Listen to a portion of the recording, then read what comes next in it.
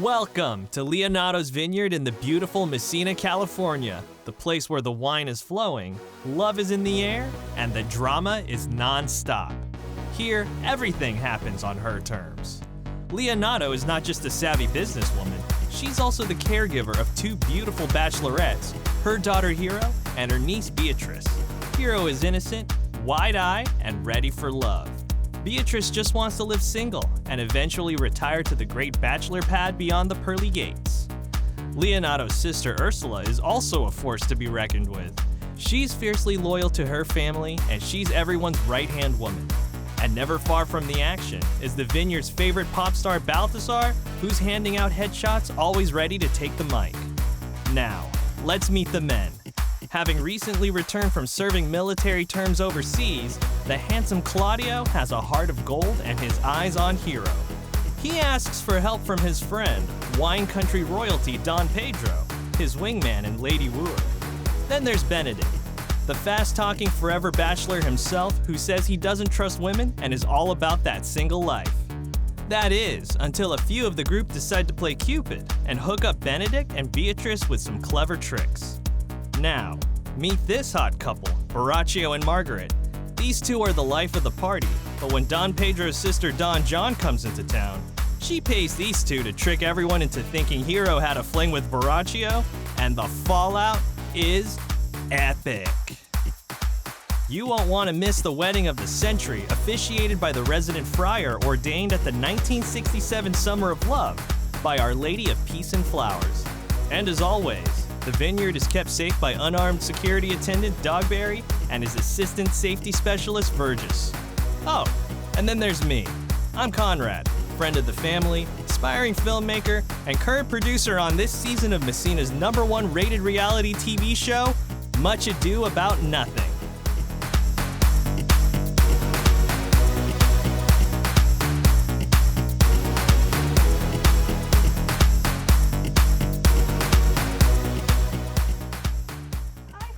In this letter that Don Pedro of Aragon comes this night to Messina. He was very near by this. He was not 3 leagues off when I left him. How many gentlemen have you lost in this action? A few of any sort, and none of name. A victory is twice itself when the achiever brings home full numbers. I find here Don Pedro has bestowed much honor upon a young Florentine called Claudio. Much deserved on his part, and equally remembered by Don Pedro. He hath borne himself beyond the promise of his age, doing in the figure of a lamb the feats of a lion. He hath bettered expectation than you must expect of me, to tell you how.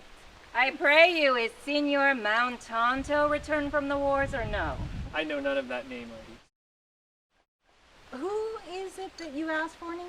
My cousin named Signor Benedick. Oh. Padua. Oh, he's returned. And as pleasant as ever he was. He set up his bills here in Messina and challenged Cupid at the flight. And my auntie's fool, reading the challenge, subscribed for Cupid and challenged him at the Bird Bolt. I pray you, how many hath he killed and eaten in these wars? Oh, but how many hath he killed? For indeed I promise to eat all of his killing. Faith, niece. You tax Signor Benedick too much, but he will be meet with you. I doubt it not. He hath done good service, lady, in these wars. You had musty victual, and he hath helped to eat it. Oh, he is a valiant trencherman. He hath an excellent stomach. And a good soldier too, lady. And a good soldier too, a lady. But what is he to a lord? A lord to a lord. A man to a man, stuffed with all honorable virtues. It is so indeed. He is no less than a stuffed man. But for the stuffing, well, we are all mortal. You must not, sir, mistake my niece. There is a kind of merry war betwixt her and Signor Benedict. They never meet, but there is a bit of a skirmish between them. Alas, he gets nothing by that. In our last conflict, 4 of his 5 wits went halting off. And now is the whole man governed with 1. So that if he have wit enough to keep himself warm, let him bear it for a difference between himself and his horse. For it is all the wealth he hath left to be known a reasonable creature. Who is his companion now? He hath every month a new sworn brother. It's possible. Very easily possible. He wears his faith, but as the fashion of his hat never changes in the next block. I see, lady, the gentleman is not in your books. No. And he were, I would burn my study. But I pray you, who is his companion? Is there no young square now that will make a voyage with him to the devil? He is most in the company of the right noble Claudio. Oh, Lord. He will hang upon him like a disease. He is sooner caught than the pestilence, and the taker runs presently mad. God help the noble Claudio. If he have caught the Benedick, it will cost him £1,000 ere he be cured. I will hold friends with you, lady. Do, good friend. You shall never run mad, niece. No, not till hot January. Don Pedro is a Good Signora Leonardo, you are come to meet your trouble. The fashion of the world is to avoid costumes. You encounter it. Never came trouble in the likings of your grace to my house. For trouble be gone, comfort shall remain. But when you depart me, sadness abides, and happiness takes his leave. You embrace your charge too willingly. I think this is your sister? Oh, her mother has many times told me so. Senor Benedict, no. I wonder that you will still be talking, Signor Benedick. Nobody marks you. What? My dear lady Disdain? Are you yet living? Is it possible Disdain should die when she has such meat food to feed it as Signor Benedick? Courtesy itself must convert to disdain if you come in her presence. Then is courtesy a turncoat, for it is certain I'm loved of all ladies, only you excepted. And I could find in my heart that I had not a hard heart, for truly, I love none. A dear happiness to women. They would else have been trouble with a pernicious suitor. I thank God in my cold blood I am of your humor for that. I'd rather hear my dog bark at a crow than a man swear he loves me. God keep your ladyship still in that mind, so some gentleman or another may escape a predestinate scratched face. Scratching could not make it worse, and 'twere such a face as yours were. Ooh, you are a rare parrot teacher. Bird of my tongue is better than a beast of yours. My horse had the speed of your tongue, and so good a continuer. Oh, but keep your way. In God's name, I've done. You always end with a jade's trick. I know you of old. That is the sum of all, Leonardo, and my dear friends, Signor Claudio and Signor Benedick. Leonardo hath invited you all. I tell her we shall stay at the least a month, and she heartily prays some occasion may detain us longer. I dare swear she is no hypocrite, but prays from her heart. If you swear, my lord, you shall not be forsworn.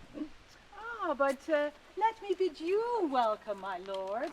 Being reconciled to the brother your prince, I owe you all duty. I thank you. I am not of many words, but I thank you. Oh. Please it, your grace, lead on. Oh, your hand, Leonardo. We will go together. Oh, yes, come. Let me show you the video.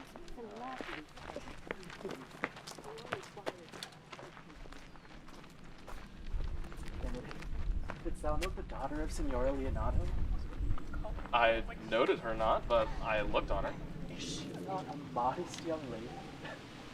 Do you question me as an honest man should do for my simple true judgment, or would you have me speak after my custom as being a professed tyrant to their sex? No, I pray thee, speak in sober judgment. Thou thinkest I'm in sport? I pray thee, tell me truly how thou likest her. Would you buy her that you inquire after her? In the world buy such a Yeah, and a case to put it into. But speak you this with a sad brow, or do you play the flouting jack to tell us that Cupid is a good hair finder, or Vulcan a rare carpenter? Come, in what key shall a man take you to go in this song? In mine eyes, she's the sweetest lady that ever I looked on. I can see yet without spectacles, and I see no such matter. Now, there's her cousin, and she were not possessed with a fury, exceeds her as much in beauty as the 1st of May doth the last of December. But I hope you've no intent to turn husband, have you? I would scarce trust myself, though I had sworn the contrary, if Hero would be my wife. Is come to this. In faith, hath not the world one man, but will wear his cap with suspicion? Shall I never see a bachelor of 80 again? Go to, in faith. Thou needst thrust thy neck in the yoke, wear the print of it, and sigh away Sundays. Oh look, here's Don Pedro returned to seek you. What secret hath held you here that you followed not to Leonato's? I would your grace would constrain me to tell. I charge thee on thy allegiance. Oh, you hear, Count Claudio? I can be secret, as a dumb man. I would have you know this, but on my allegiance, mark you this, on my allegiance. He's in love. Oh. With who? Now that's your grace's part. Mark how short his answer is. With Hero. Leonato's short daughter. I know. If this were so, so were it uttered. Oh, like the old tale, my lord. It is not so, nor 'twas not so, but indeed, God forbid it should be so. Amen. You love her. For the woman is very well worthy. You speak this to fetch me in, my lord. By my troth, I speak my thought. And in faith, my lord, I spoke mine. And by my two faiths and troughs, my lord, I spoke mine. That I love her, I feel. And that she is worthy, I know. That I neither feel how she should be loved, nor know how she should be worthy, is the opinion fire cannot melt out of me. I'll dine it at the stake. Thou wast ever an obstinate heretic in the despite of beauty. And never could maintain his part but in the force of his will. That a woman conceived me, I thank her. That she brought me up, I likewise give her most humble thanks. But that I will have a recheat winded in my forehead, or hang my bugle in an invisible baldric, all women shall pardon me, because I will not do them the wrong to mistrust any. I will do myself the right to trust none. And the fine is, for which I will go the finer, I will live a bachelor. Oh, I shall see thee ere I die, look pale with love. With anger, with sickness, or with hunger, my lord, not with love. Prove ever I lose more blood with love than I will get again with drinking.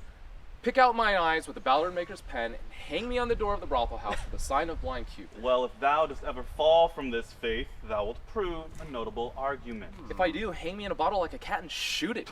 And let him that hits me be clapped on the shoulder and called Adam. Well, as time shall try, the savage bull doth bear the yoke. Oh, the savage bull may, but if ever the sensible Benedick bear it, pluck off the bull's horns and set them in my forehead. And let me be vilely painted, and in such great letters as they write, here is good horse for hire. And let them signify under my sign, here you may see Benedick, the married man. Well, you temporize with the hours. In the meantime, good Signor Benedick, repair to Leonato's, commend me to her, and tell her I will not fail her at supper, for indeed she has made great preparation. I have almost matter enough in me for such an embassage, and so I commit you. To the tuition of God, from my house, if I had it. The 6th of July, your loving friend, Benedick. Nay, nay, mock not, mock not. The body of your discourse is but sometime guarded with fragments, and the guards are but slightly basted on neither. Ere you flout old ends any further, examine your conscience. And so, I leave you. Oh, dear.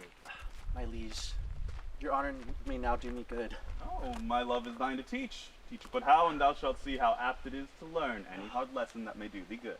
My lord, when you went onward on this ended action, I looked upon her with a soldier's eye, that liked but had a rougher task in hand than to drive liking to the name of love. But now I am returned, and that war thoughts have left their places vacant. In their rooms come thronging soft and delicate desires, all prompting me how fair young Hero is, saying, I liked her ere I went to wars. Thou wilt be like a lover presently, and tire the hearer with a book of words.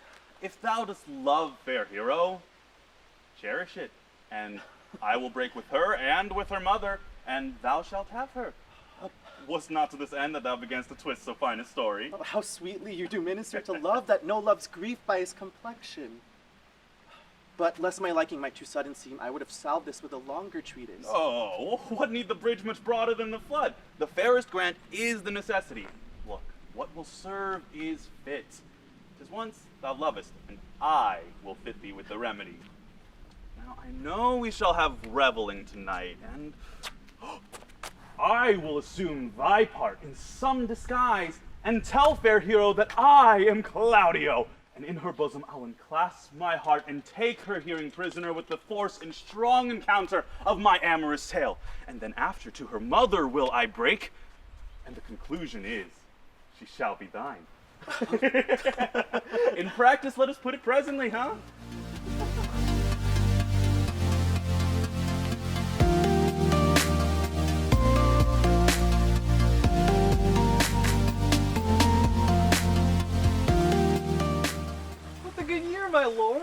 are you thus out of measure so sad? There is no measure in the occasion that breeds, therefore the sadness is without limit. You should hear reason. When I have heard it, what blessing brings it?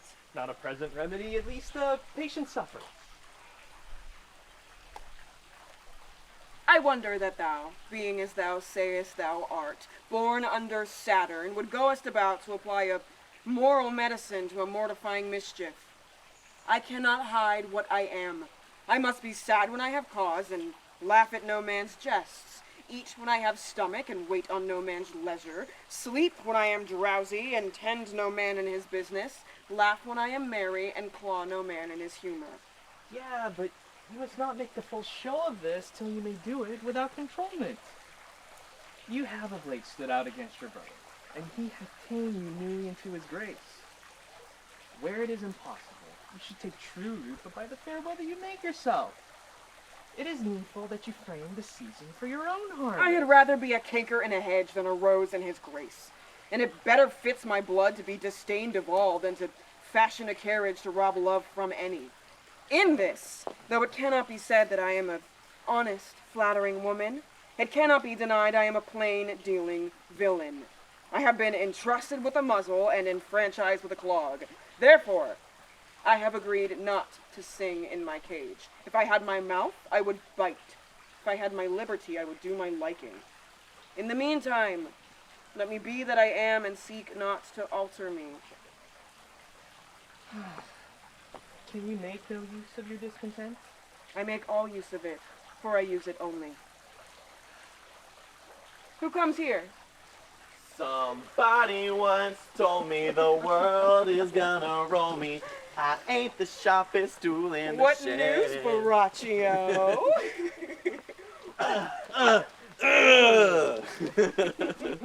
I come yonder from a great supper. The prince your brother is royally entertained by Leonardo, and I come with intelligence of an intended marriage.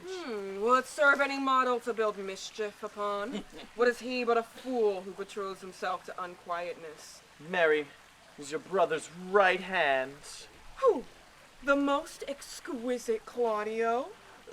Even he. And who, which way looks he?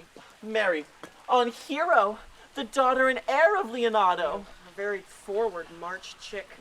How came you to this? Being entertained for a perfumer as I smoked a musty room, comes me the prince and Claudio, hand in hand in sad conference. I whipped me about the eras, and there I did hear it agree upon that the prince would woo Hero for himself, and, having obtained her, give her to Claudio. Come, let us thither. This may prove food for my displeasure. That young upstart hath all the glory of my overthrow. If I can cross him any way, I bless myself in every way. You are both sure, and will assist me. Oh, to the death, my lord. Let us to the supper. Their joy is greater that I am subdued. Would the cook were of my mind. Shall we go prove what's to be done? We'll wait upon your lordship.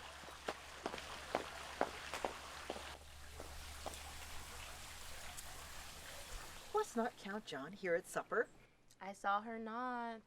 How tartly that same woman looks. I never can see her, but I am heartburned an hour after. She is of a very melancholy disposition. She were an excellent one that were made just in the midway between her and Benedick. The one is too like an image and says nothing. The other too like my lady's eldest son, ever more tattling. So half Count Benedick's tongue in Count John's mouth and half Count John's melancholy in Senor Benedick's face. With a good leg and a good foot, Auntie. And money enough in his purse. Such a person would win any woman in the world if he could get a good favor. By my troth, niece, thou shalt not get thee a husband if thou be so shrewd of thy tongue. And faith, she is too cursed. Too cursed is more than cursed. I shall lessen God's sending that way. For it is said, God sends a cursed cow short horns. But to a cow too cursed he sends none. So by being too cursed, God sends you no horns? Just if he send me no husband, for the which blessing I am at him upon my knees every morning and evening. Lord, I could not endure a husband with a beard on his face. I'd rather lie in the woolen. You may hath upon a husband who hath no beard. What should I do with him? Dress him in my apparel and make him my waiting gentlewoman. He that hath a beard is more than a youth, and he that hath no beard is less than a man. And he that is more than a youth is not for me, and he that is less than a man, I am not for him. Therefore, I will even take sixpence in earnest of the bear ward and lead his apes into hell. Well, then go you into hell. No, but to the gate. And there will the devil meet me like an old cuckold with horns on his head and say, "Get you to heaven, Beatrice! Get you to heaven! Here's the place for you maids!" Oh, so deliver I up my apes and away to St. Peter for the heavens. He shows me where the bachelors sit, and there live we as merry as the day is long. Well, dear, I trust you to be ruled by your mother. Yes, Faith. It is my cousin's duty to make curtsy and say, "Mother, as it please you." But for all that, hero, let him be a handsome fellow, or else make another curtsy and say, "Mother, as it please me." Well, I hope, niece, to see you one day fitted with a husband. Not till God make men of some other metal than earth. Ooh. Would it not grieve a woman to be overmastered by a piece of valiant dust, to make an account of her life to a clod of wayward marl? No, auntie, I'll none. Adam's sons are my brethren, and truly I hold it a sin to match my kindred. For goodness sakes. Well, you remember what I said, daughter. If the prince do solicit you in that way, you know your answer. The fault will be in the music cousin, if you be not wooed in good time. If the prince be too important, tell him there is measure in everything, and so dance out the answer. For hear me, hero. Wooing, wedding, and repenting is as a Scotch jig, a measure, and a syncopace. The first suit is hot and hasty like a Scotch jig, and full as fantastical. The wedding, mannerly, modest, as a measure, full of state and ancientry.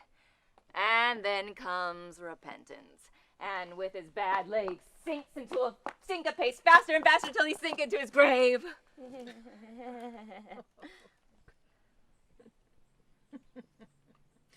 Niece, you apprehend passing shrewdly. I have a good eye, auntie. I can see a church by daylight. Yes. Ah, the revelers are here, friends. Make good room. Come, quickly. Let's go. Come on.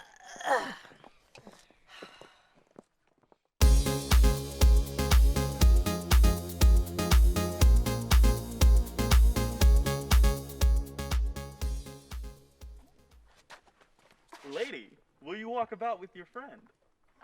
So long as you walk softly and look sweetly and say nothing, I am yours for the walk, and especially when I walk away. Oh, with me in your company.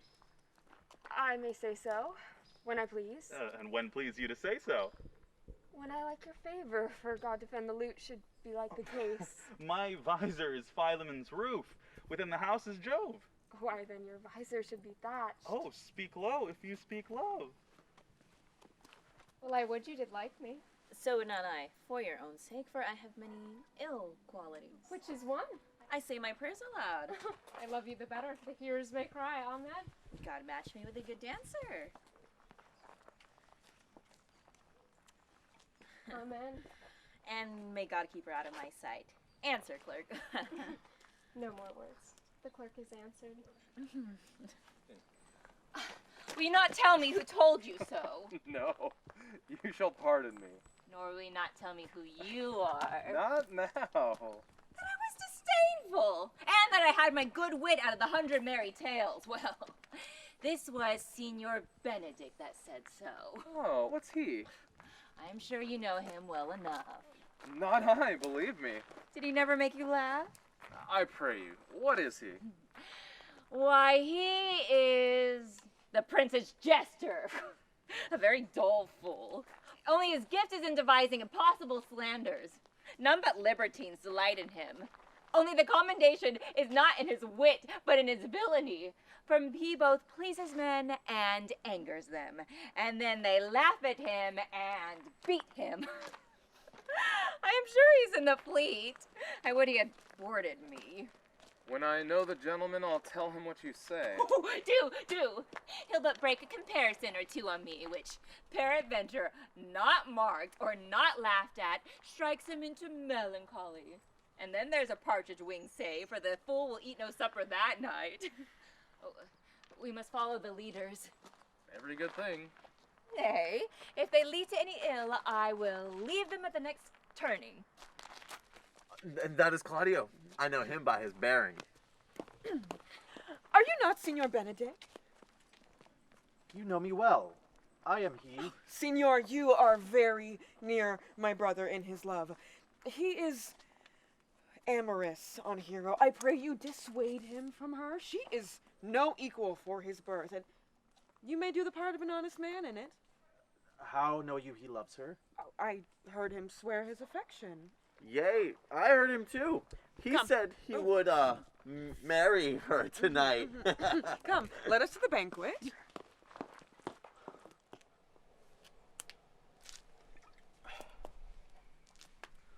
Thus answer I in the name of Benedick, but hear these ill news with the ears of Claudio.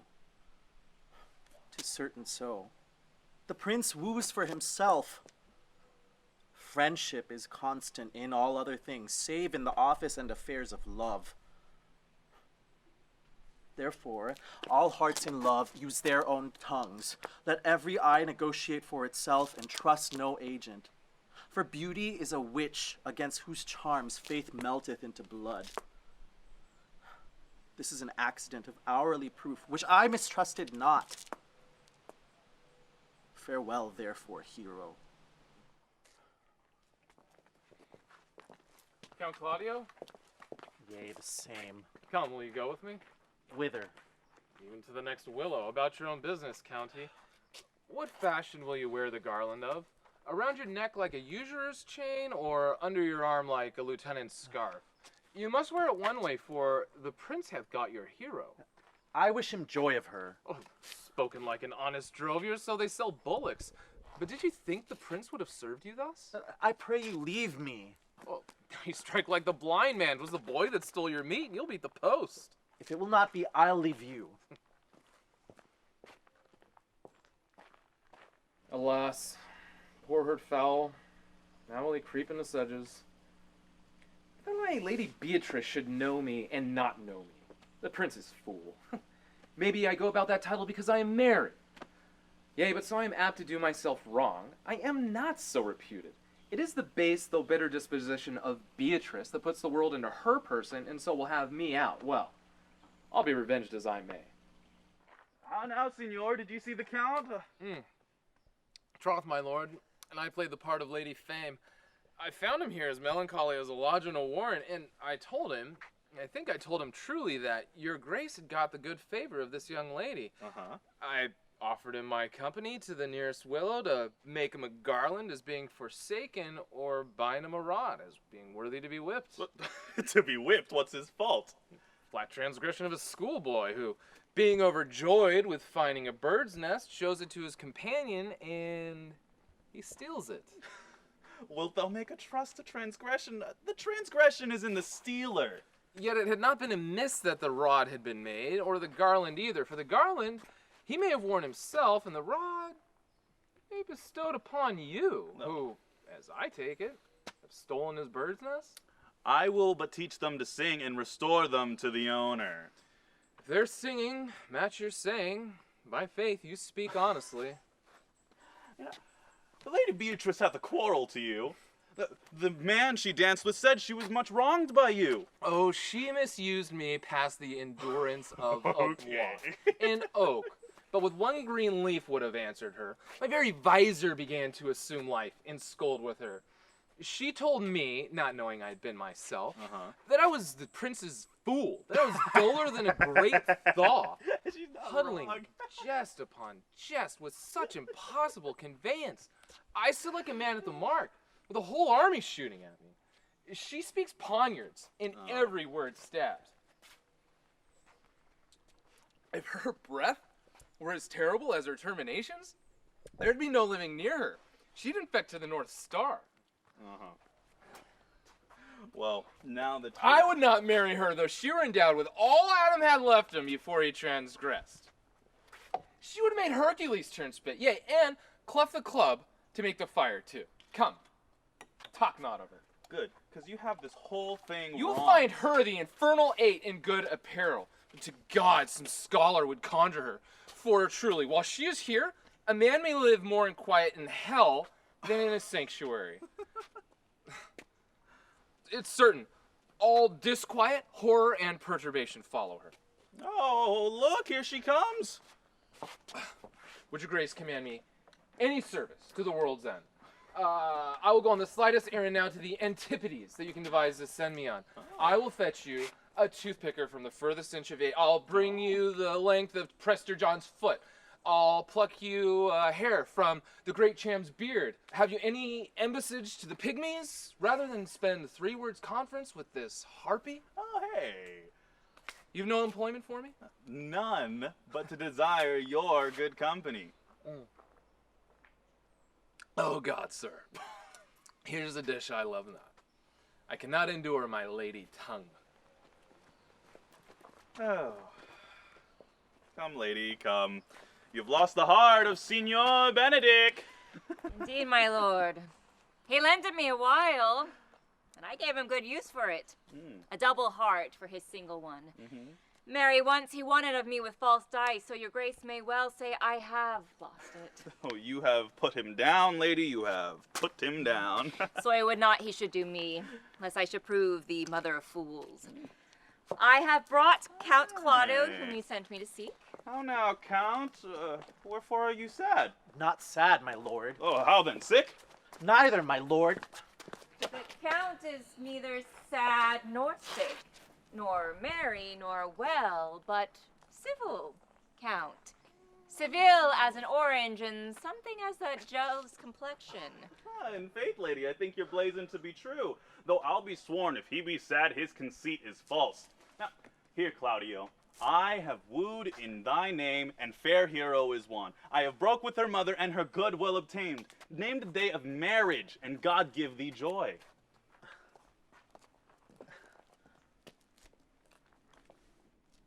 Count, take of me my daughter, and with her my fortunes. His grace has made the match, and his grace says amen to it. Speak, Count, 'tis your cue. Silence is the perfectest herald of joy. I were but little happy if I could say how much. Lady, as you are mine, I am yours. Oh. I give myself away for you and dote upon the exchange. Oh. Speak, cousin. Or if you cannot, stop his mouth with a kiss and let not him speak neither. In faith, lady, you have a merry heart. Yea, my lord. I think it, poor fool, it keeps on the windy side of care. My cousin tells him in his ear that he is in her heart. So she doth, cousin. Good Lord for alliance. Thus goes everyone to the world but I, and I am sunburnt. I may sit in a corner and cry, hey ho, for a husband. Oh, Lady Beatrice, I will get you one. Oh, I'd rather have one of your father's getting.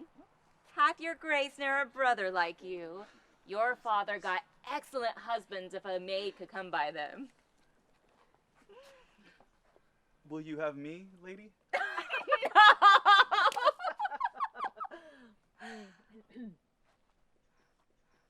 My lord, unless I might have another for working days. Your grace is too costly to wear every day. But I beseech your grace pardon me.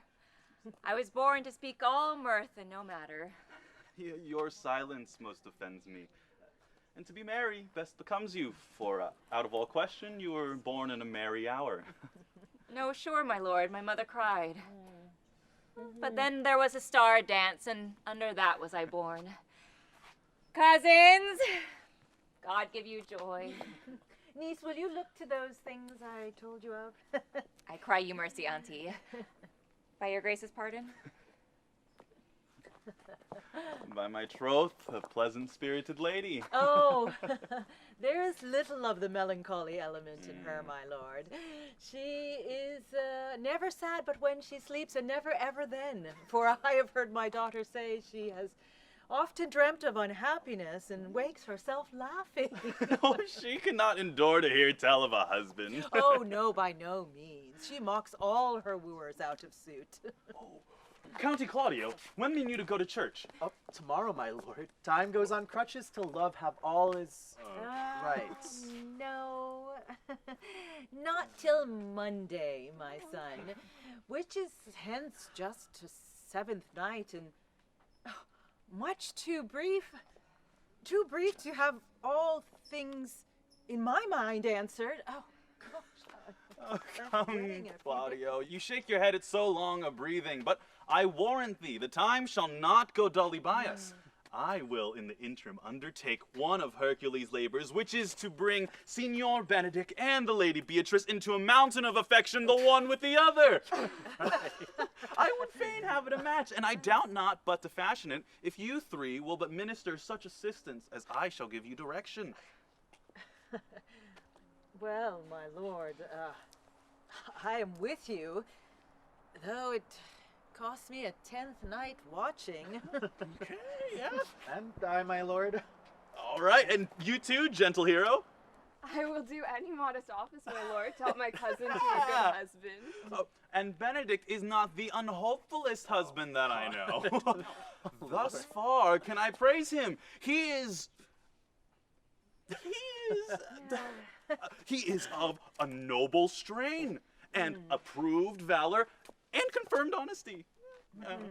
I will teach you how to humor your cousin so that she shall fall in love with Benedict. And I, with your two helps, will so practice on Benedict, and despite of his quick wit and his queasy stomach, he shall fall in love with Beatrice. If we can do this, Cupid is no longer an archer. His glory will be ours, for we are the only love gods. Go in with me, and I will tell you my drift.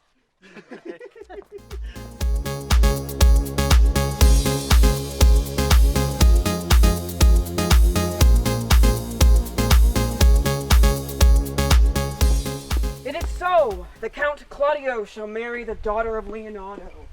Yea, my lady, but I can cross it. Any bar, any cross, any impediment will be medicinable to me. God, I am sick in displeasure to him, and whatsoever comes athwart his affection ranges evenly with mine. How canst thou cross this marriage? Not honestly, my lady, but so covertly that no dishonesty shall appear in me.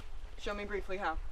I think I told your lordship a year since how I am in the favor of Margaret, the waiting gentlewoman to Hero. I remember.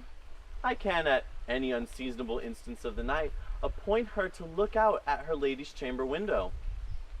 What life is in that to be the death of this marriage? The poison in that lies for you to temper. Go you to your brother. Spare not to tell him that he hath wronged his honor in marrying the esteemed Claudio, whose estimation you mightily hold up to a contaminated stale such as one as Hero. What proof shall I make of that? Proof enough to misuse the prince, to vex Claudio, to undo Hero, and kill Leonardo. Have you any other issue with this? Only to spite them I will endeavor anything. Go then. Find me a meet hour to draw Don Pedro and Count Claudio alone. Tell them you know Hero loves me. Intend a kind of zeal for the prince and the Count Claudio, for in love of your brother's honor, who hath made this match, and his friend's reputation, who's like to be cozened with the semblance of a maid, that you have discovered thus.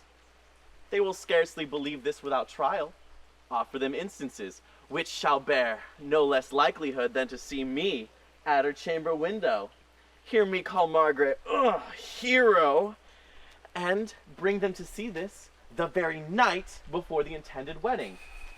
For I will so fashion the matter that Hero will be absent, and there will be such seeming assurance of her disloyalty That jealousy will be called assurance, and all the preparation overthrown. Grow this to what adverse issue it can, I will put it into practice. Be cunning in the working of this, and thy fee is 1,000 ducats.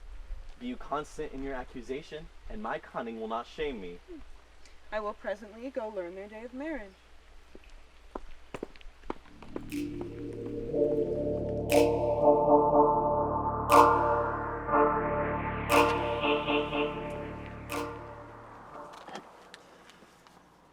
I do much wonder that one man, after seeing how much another man is a fool who dedicates his service to love, will, after he hath laughed at such shallow follies, become the argument of his own scorn by falling in love.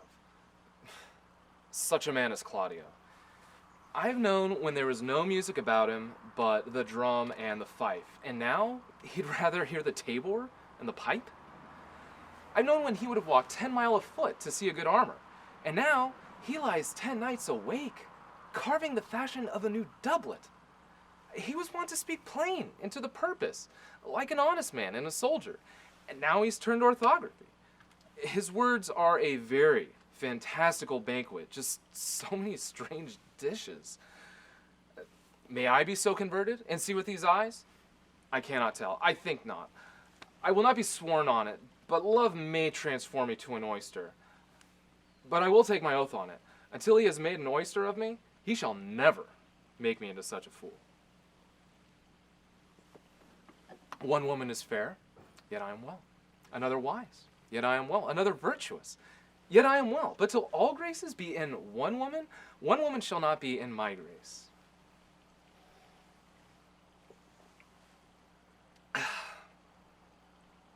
Rich shall she be, that's certain.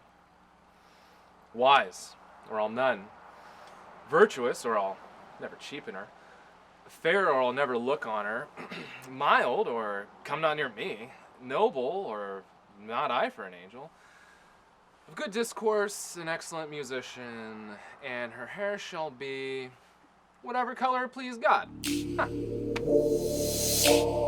Come, shall we hear this music? Yea, my lord. See, you were Benedick himself. Oh, very well, my lord. The music ended. We'll fit the kid fox with a pennyworth. Come, Balthazar, we'll hear that song again. Yes, please. Oh, good, my lord. Tax not so bad a voice to slander music any more than one. It is the witness still of excellency to put a strange face on her own perfection. I pray thee, sing and let me woo no more. Because you talk of wooing, I will sing. Oh. Since many a wooer doth commence his suit to her, he thinks not worthy, yet he woos. Yet will he swear he loves. Now pray thee come, or if thou wilt hold longer argument, do it in notes. Note this before my notes. There's not a note of mine that's worth the noting. These are very crotchet, she speaks. Notes, notes, forsooth, and no thing.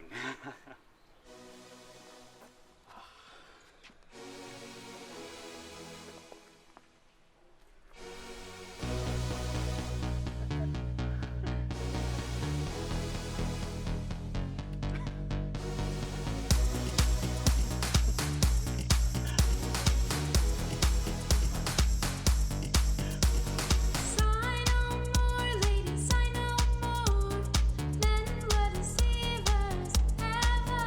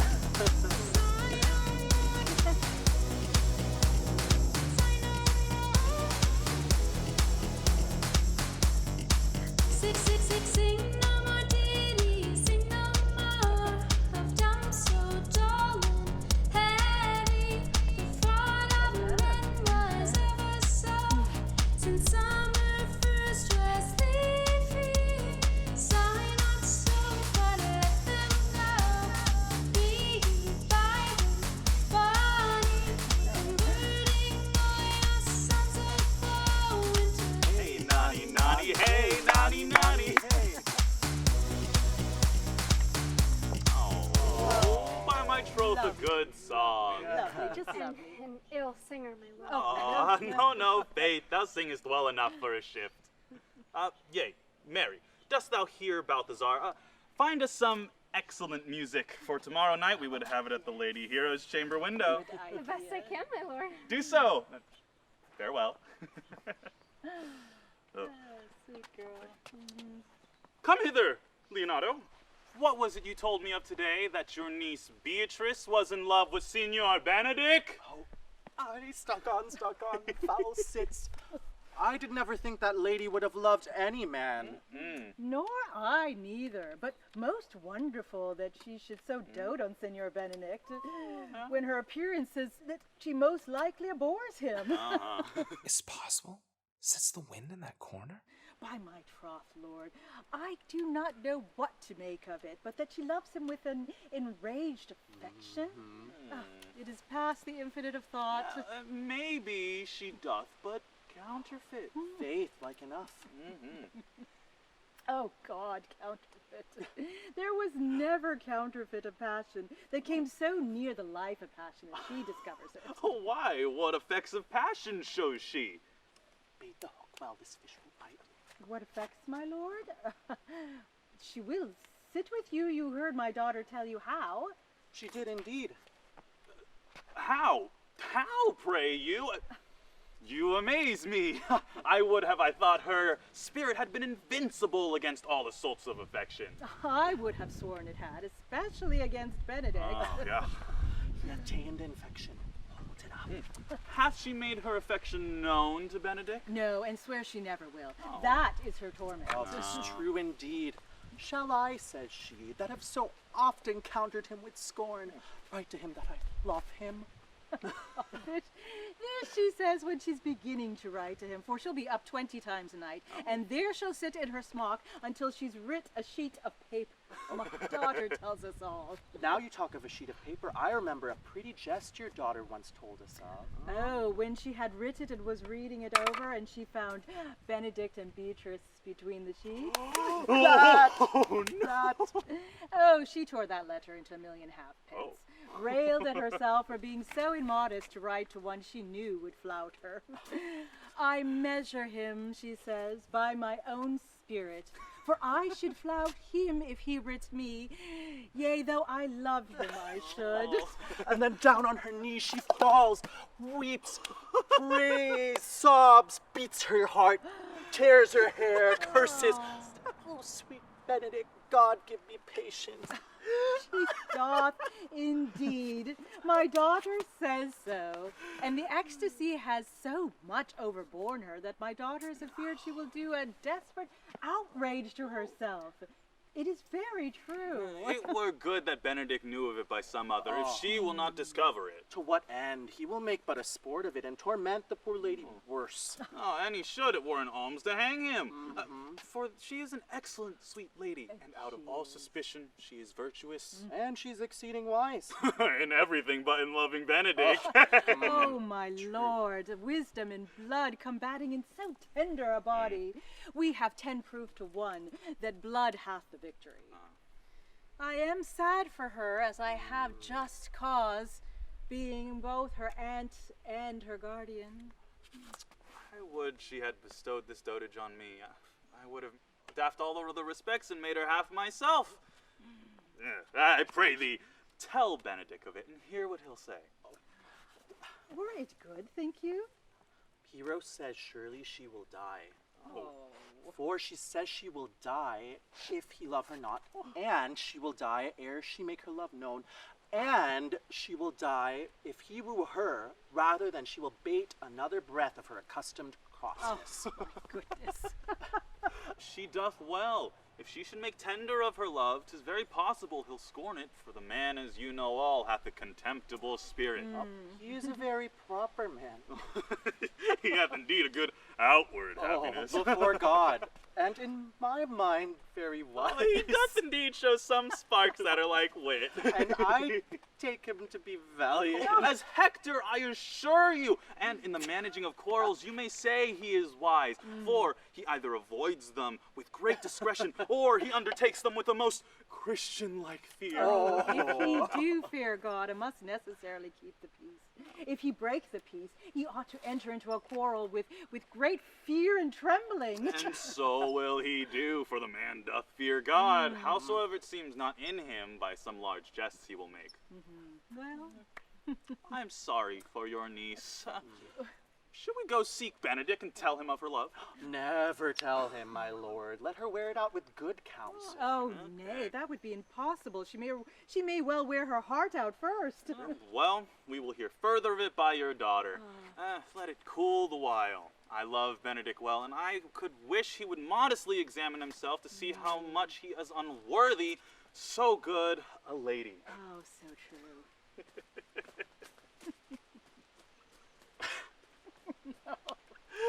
What is that? If you do not dote on her upon this, I will never trust my expectation. Let there be the same net spread for her, and that your daughter and her gentlewoman must carry. The sport will be when they hold one an opinion of another's dotage, and no such matter. That's the scene I would see, which would be merely a dumb show. Let us send her to call him in to dinner. Oh, excellent idea. Come, Bubbles.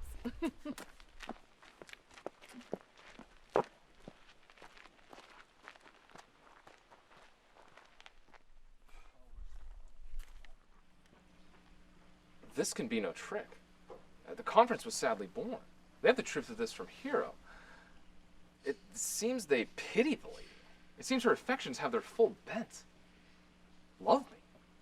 Why, it must be requited. I hear how I am censured. They say I will bear myself proudly if I perceive the love come from her. They too say that she will rather die than show any sign of affection. Did never think to marry. I must not seem proud. Happy are they that hear their detractions and can put them to mending. They say the lady is fair. 'Tis a truth. I can bear them witness. And virtuous, 'tis so, I cannot reprove it. And wise, well, but for loving me. By my troth, it is no addition to her wit, nor no great argument of her folly, for I will be horribly in love with her. I may have some odd quirks or remnants of wit broken on me, because I have railed for so long against marriage, but doth not the appetite alter? A man loves the meat in his youth that he cannot endure in his age. Shall quips and sentences and these paper bullets of the brain awe a man from the career of his humor? No! The world must be peopled. When I said I would die a bachelor, I did not think I should live till I were married. Here comes Beatrice. By this day, she's a fair lady. I do spy some marks of love in her. Against my will, I am sent to bid you come into dinner. Fair Beatrice, I thank you for your pains. I took no more pains in those thanks than you take pains to thank me. If it had been painful, I would not have come. You take pleasure, then, in the message? Ha!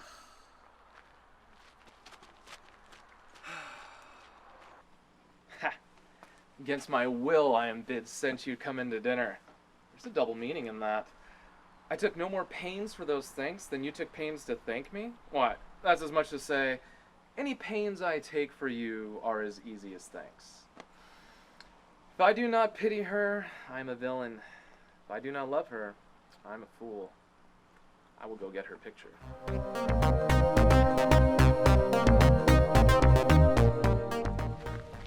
Now, Ursula, when Beatrice does come, as we do trace this alley up and down, our talk must only be of Benedick. When I do name him, let it be thy part to praise him more than ever man did merit. My talk to thee must be how Benedick is sick in love with Beatrice. Of this is Cupid's crafty little arrow made that only wounds with hearsay. Now begin, for look where Beatrice like a lapwing runs close by the ground to hear our conference. The pleasant angling is to see the fish cut with her golden oars the silver stream and greedily devour the treacherous bait. So, angle we for Beatrice, who even now is couched in the woodbine coverture. Fear you not my part of the dialogue. But are you sure that Benedick loved Beatrice so entirely? So says the prince and my betrothed lord. And did they bid you tell her of it, madam? They did entreat me to acquaint her of it, but I persuaded them, if they love Benedick, to wish him wrestle with affection and never let Beatrice know of it. Why did you so?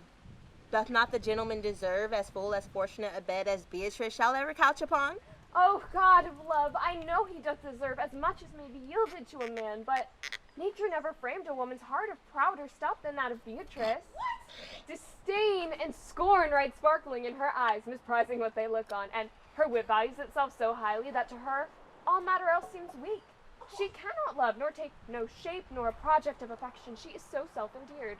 Sure, I think so. And therefore, it certainly were not good she knew his love, lest she make sport at it. Why, you speak the truth. I never yet saw a man, how wise, how noble, young, how rarely featured, but she would spell him backward. If fair-faced, she would swear the gentleman should be her sister. If tall, a lance, ill-headed. If low, an agate very vilely cut. If speaking, why, a vein blown with all winds. If silent, why, a block moved by none. So turns she every man the wrong side out, and never gives to truth and virtue that which simpleness and merit purchases. Oh, come on.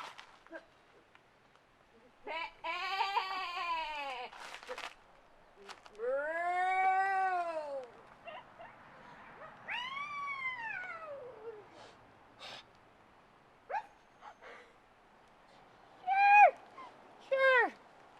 Such carping is not commendable. No, not to be so odd and from all fashions as Beatrice's cannot be commendable. But who dare tell her so? If I should speak, she would mock me into air. Oh, she would laugh me out of myself, press me to death with wit. Therefore, let Benedick, like covered fire, consume away in sighs, waste inwardly. It were a better death than die with mocks, which is as bad as die with tickling. Yet tell her of it. Hear what she will say. No, rather, I will go to Benedick and counsel him to fight against his passion. And truly, I'll devise some honest slanders to stain my cousin with. One doth not know how much an ill word may empoison liking. Ooh, do not do your cousin such a wrong. She cannot be so much without true judgment, having as swift and excellent a wit as she is prized to have, as to refuse so rare a gentleman as Senior Benedick. Indeed, he hath an excellent good name. His Excellency did earn it ere he had it. When are you married, madam? Why, every day tomorrow. Come, go in. I'll show thee some attires and have thy counsel which is the best to furnish me tomorrow. She's limed. I warrant you. We've got her, madam. If it proves so, then loving goes by halves. Some Cupid kills with arrows, some with traps.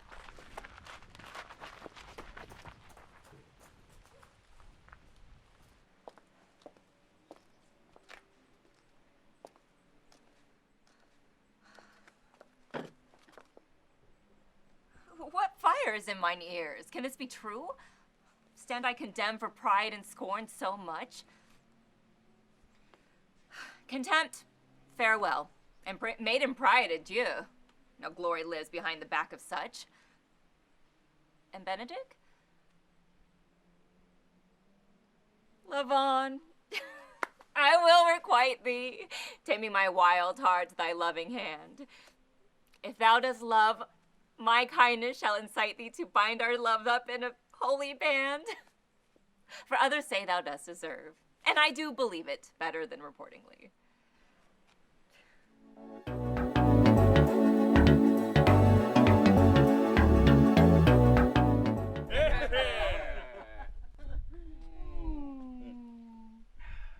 Gallants, I'm not as I've been. Oh, something odd. Methinks you are sadder.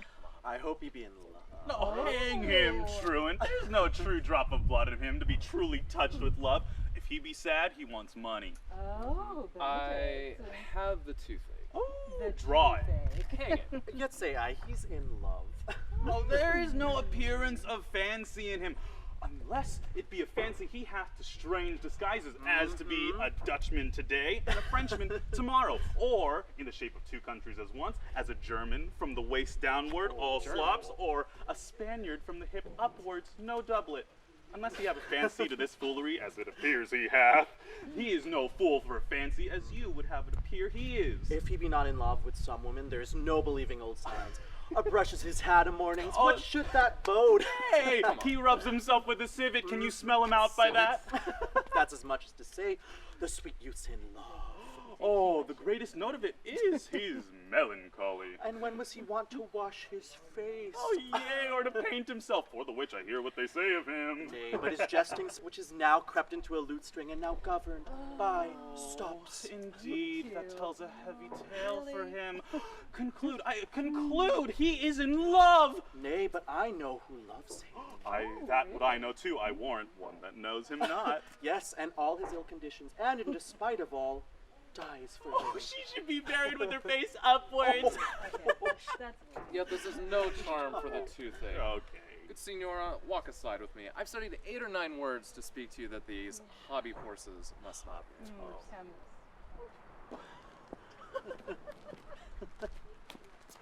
For my life to break with her about Beatrice. 'Tis even so. Hero and Ursula have by this played their parts with Beatrice. Then the two bears will not bite one another when they meet. My lord and brother, God save you. Good evening, sister. If your leisure served, I would speak with you. In private? If it please you, yet the Count Claudio may hear, for what I have to speak of concerns him. Oh, what's the matter? Means your lordship to be married tomorrow. You know he does. I know not that when he knows what I know. If there be any impediment, I pray you discover it. I came hither to warn you, and circumstances shortened, for she is too long a talking of. The lady is disloyal. Who? Hero? No, after all. The word is too good to paint out her wickedness. I would call her something worse. Think you of a worse name, and I will fit her to it. Wonder not, till further warrant. If you will come with me tonight, you will see her chamber window entered, even the night before her wedding day. If you love her then, tomorrow wed her, but it would better fit your honor to change your mind. May this be so? I will not think If you do not trust what you see, confess not that you know. If you will follow me, you will see enough, and when you have heard more and seen more, proceed accordingly. If I see anything tonight, why I should not marry her tomorrow. In the congregation where I should wed, there will I shame her. And as I wooed for thee to obtain her, I will join with thee to disgrace her. I will disparage her no farther till you are my witnesses. Bear it coldly until midnight. And then let the issue show itself. Day untowardly turned. Mischief strangely thwarting. O plague right well prevented. So you shall say when you have seen the sequel.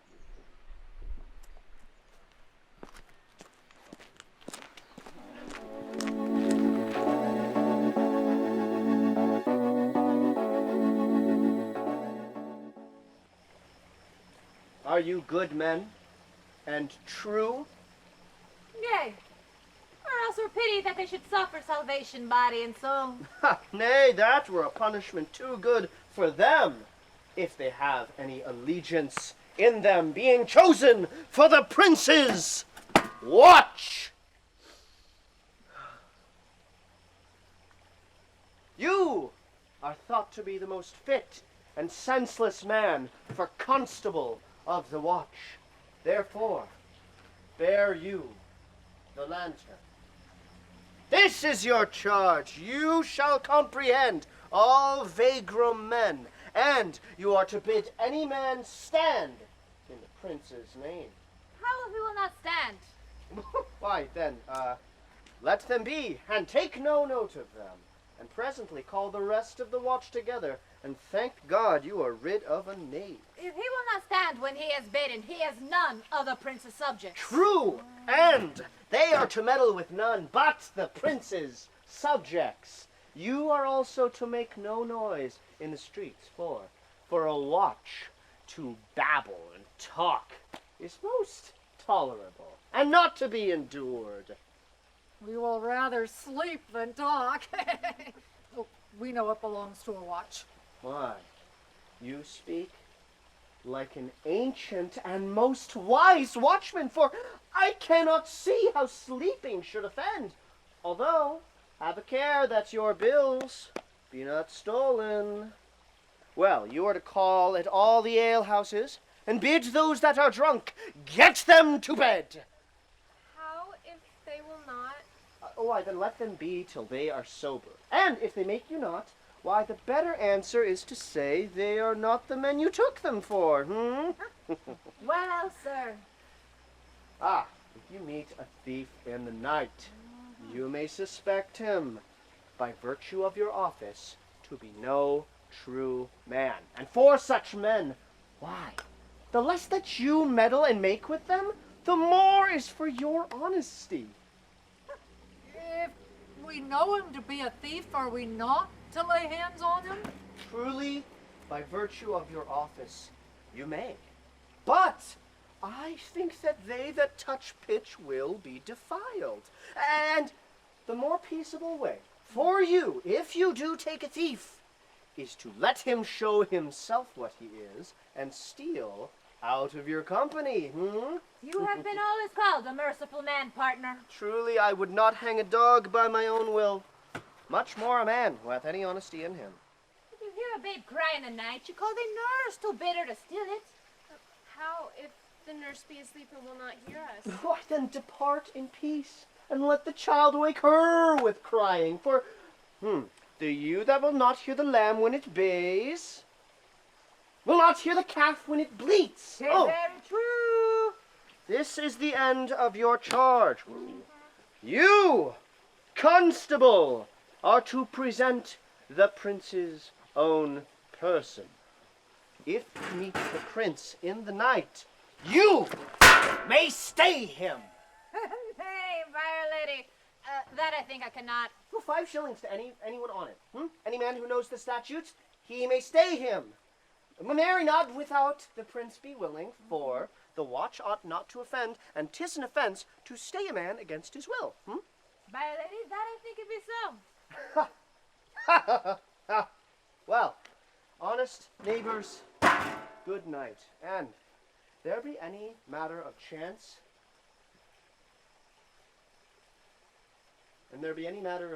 which waits upon ye, call up me. Keep your fellows' counsels and your own, and good night. Come, neighbor. Well, master, we hear our charge. Let's go over here on the church bench till 2 and then all to bed.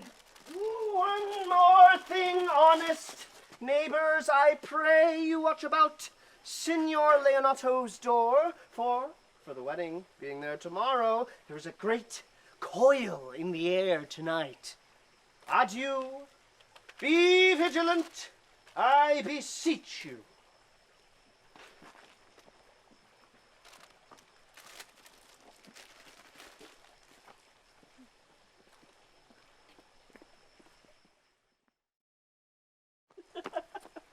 What, Conrad?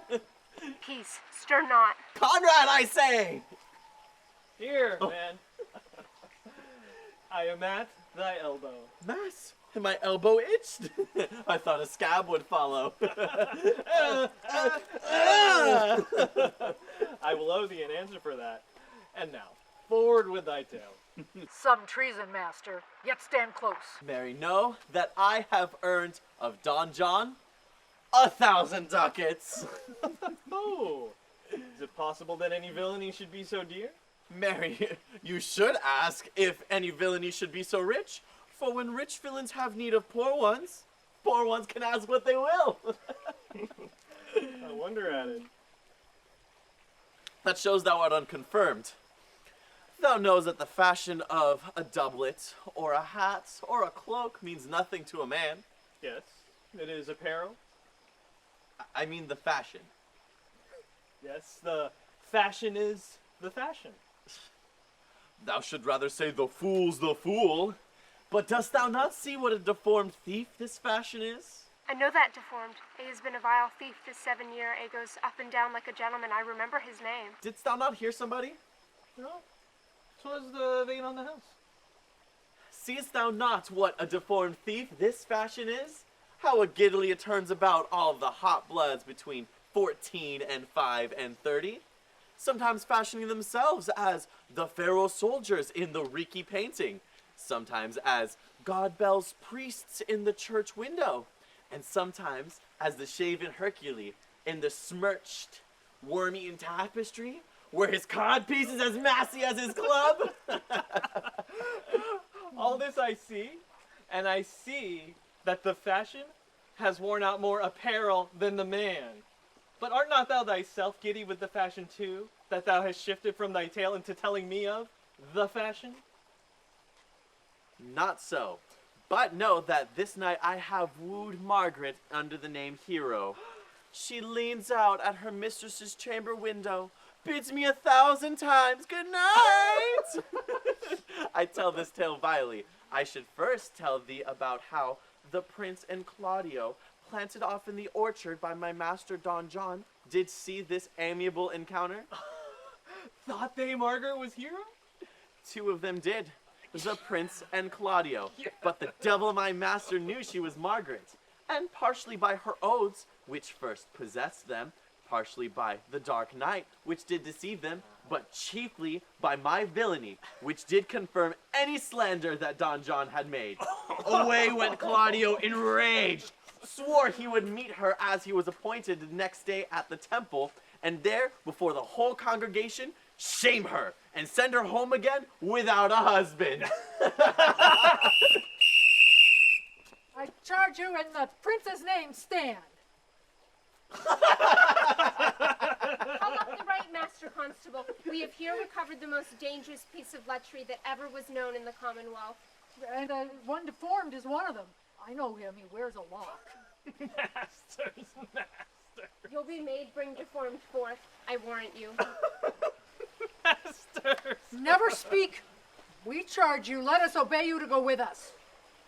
We are likely to provide a goodly commodity to these men's bills. A commodity in question, I warn you. Come, we'll obey you.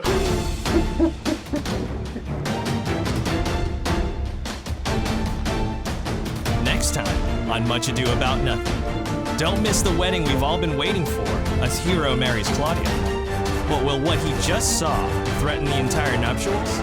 Find out after the short break right here on Much Ado About Nothing.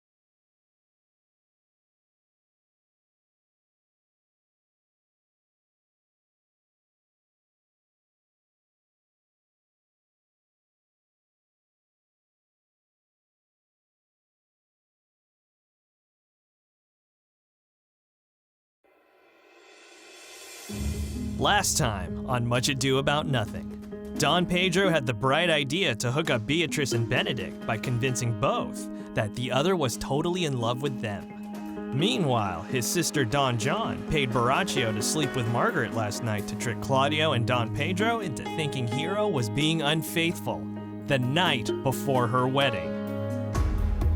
Dogberry and his team of crime fighters managed to arrest Borachio and Conrad. But can these semi-qualified safety rangers straighten out this mess before Hero and Claudio walk down the aisle? Find out right now on Much Ado About Nothing.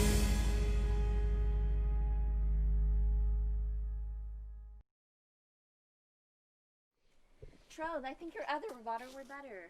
Oh, pray be good Meg, I'll wear this. By my troth, it's not so good, and I warrant your cousin will say so. My cousin's a fool, and thou art another. I'll wear none but this. I like the new tie within excellently, if the hair were thought browner. And your gown's a most rare fashion. I' faith, I saw the Duchess of Milan's gown that they say. Oh, that exceeds, they say.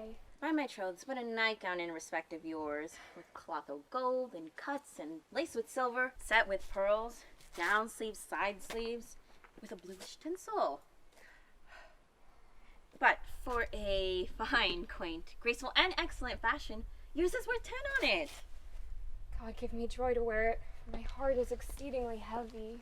'Twill be heavier soon with the weight of a man. Fly upon thee, art not ashamed? Of what, lady? Of speaking honorably? Is not marriage honorable in a beggar? Is not your lord honorable without marriage? I think you would have me say, saving your reverence, a husband. And bad thinking do not rest true speaking. I'll offend nobody. Is there any harm in the heavier for a husband? None, I think. And it'd be the right husband and the right wife. Otherwise 'tis light and not heavy. Ask my lady Beatrice, else here she comes. Good morrow, cuz. Oh, good morrow, sweet Hero. Why, how now? Do you speak in the sick tune? Ugh, I am out of all other tune, methinks. Lapse into light o' love. Do you sing it and I'll dance it. Ye light of love with your heels. Then, if your husband has stable enough, you'll see he shall lack no barns. Oh, illegitimate construction. I scorn that with my heels. Oh, 'tis almost 2 o'clock, cousin. This time you are ready. By my troth, I am exceeding ill. Hey ho. For a hawk, a horse, or a husband? For the letter that begins them all, H. And you be not turned Turk. There's no more sailing by the star. What means the full troth? Nothing I, but God give everyone their heart's desire. These gloves the Count sent me, they are an excellent perfume. I am stuffed, cousin. I cannot smell. A maid? And stuffed? There's goodly catching of a cold. Oh, God help me. God help me. How long have you professed apprehension? Ever since you left it. Doth not wit become you rarely? It is not seen enough. You should wear it in your cap. Oh, by my troth, I am sick. Get you some of this distilled Cardus Benedictus and lay it to your heart. It is the only thing for a qualm. Thou prickest her with a thistle. Benedictus? Why, Benedictus? You have some moral in this Benedictus. Moral? No. By my troth, I have no moral meaning. I meant plain holy thistle. You may think perchance that I think you are in love. Nay, by our lady, I am not such a fool to think what I cannot list. Nor I am such a fool to think what I cannot. If I would think my heart out of speaking that you are in love, or that you will be in love, or that you can't be in love. Yet, Benedict was such another, and now he has become a man. He swore he would never marry, and yet now, in despite of his heart, he eats his meat without grudging. And how you may be converted, I know not. But methinks you look with your eyes as other women do. What pace is this that thy tongue keeps? Not a false gallop. Madam, withdraw. The prince, the count, Senior Benedick, Don John, and all the gallants of the town are come to fetch you to church. Help to dress me, good cuz. Good Meg. Good Ursula.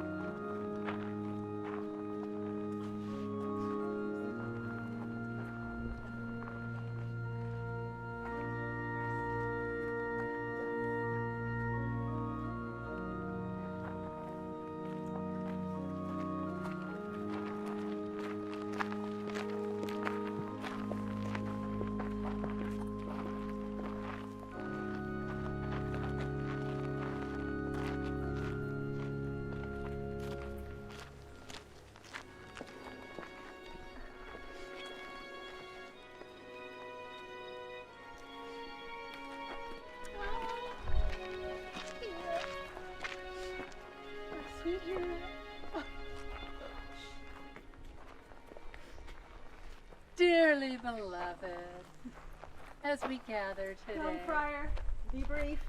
Only to the purest form of marriage, and you shall recount their particular duties afterwards. You come hither, my lord, to marry this lady. No. To be married to her, friar, you come to marry her. Lady, you come hither to be married to this count. I do. If either of you know any inward impediment as to why you should not be conjoined, charge you on your souls to utter it. Know you any, hero? None, my lord. Know you any, count? Oh, I dare make his answer. None. Stand ye by, friar. Mother, by your leave, will you with free and unconstrained soul give me this maid, your daughter? Oh, as freely, son, as God did give her me.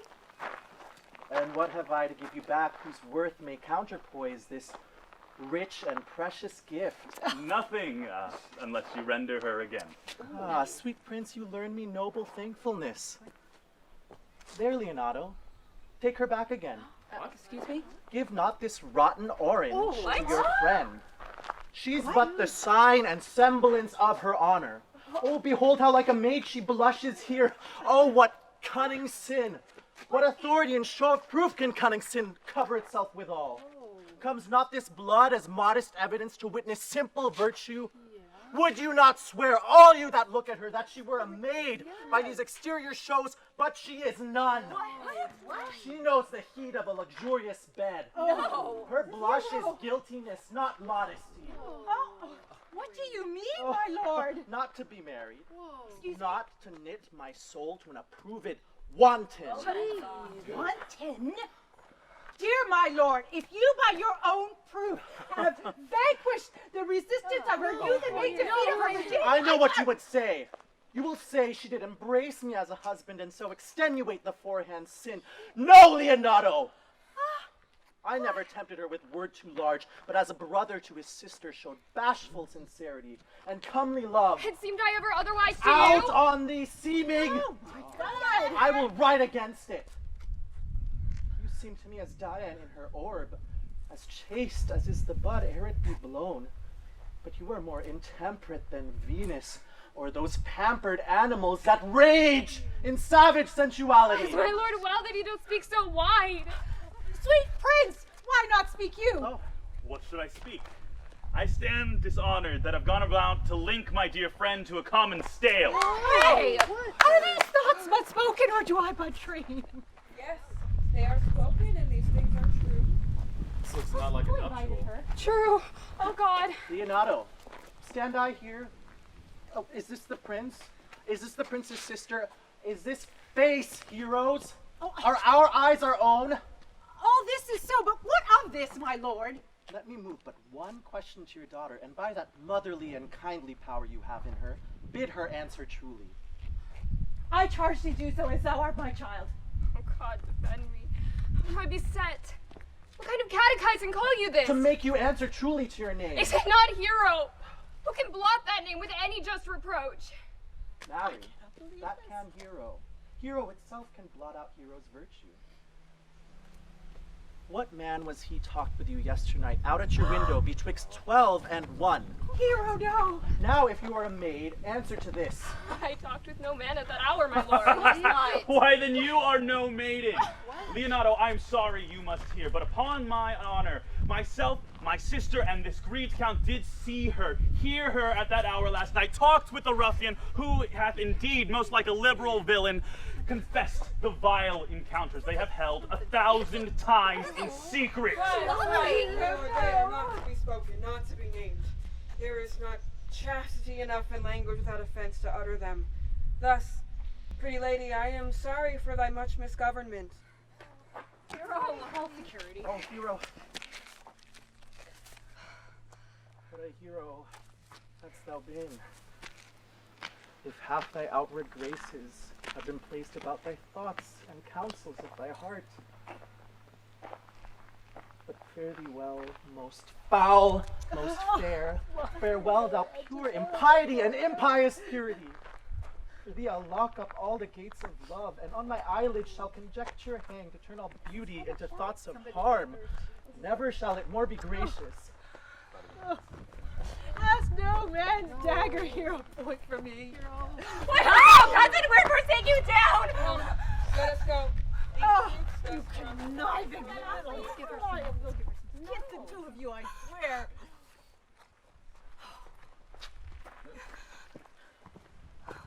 How doth the lady? Dead, I think. Hero? Why, No. hero?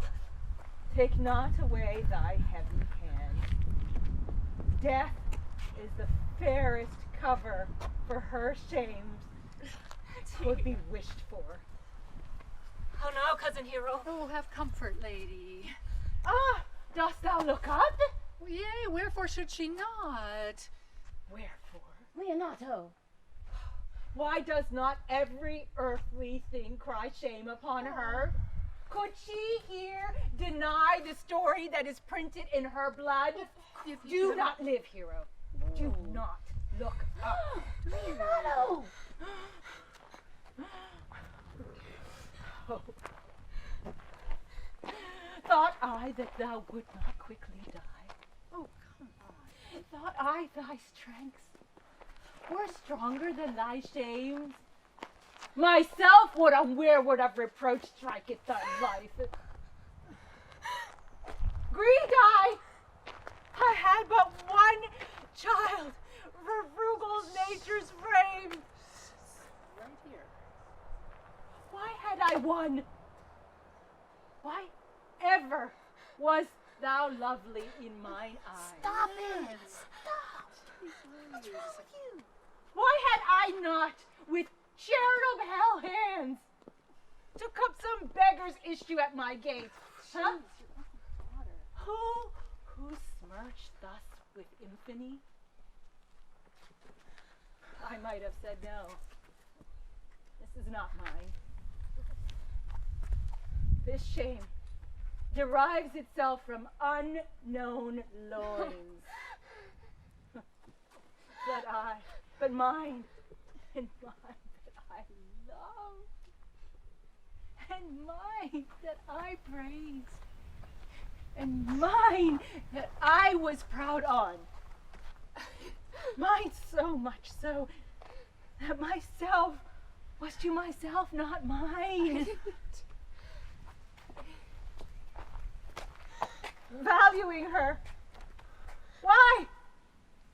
Oh, she has fallen into a pit of ink that the wide sea has too little to wash her clean again, and too little salt which may give to her tainted flesh. Hey, have patience. Yes. For my part, I'm so attired in wonder, I know not what to think. Oh, on my soul, my cousin is belied! Lady, were you her bedfellow last night? No, truly not. Although until last night I had this 12-month been her bedfellow. Confirmed. This is made stronger, what was before barred up with ribs of iron. Let's give her. Would the princess lie? Would Claudio lie? Who loved her so much that hearing of her foulness washed it with tears? Hence from her. Let her die. Oh, jeez, hear me a little. I've only been silent so long, given way unto this course of fortune by noting of the lady.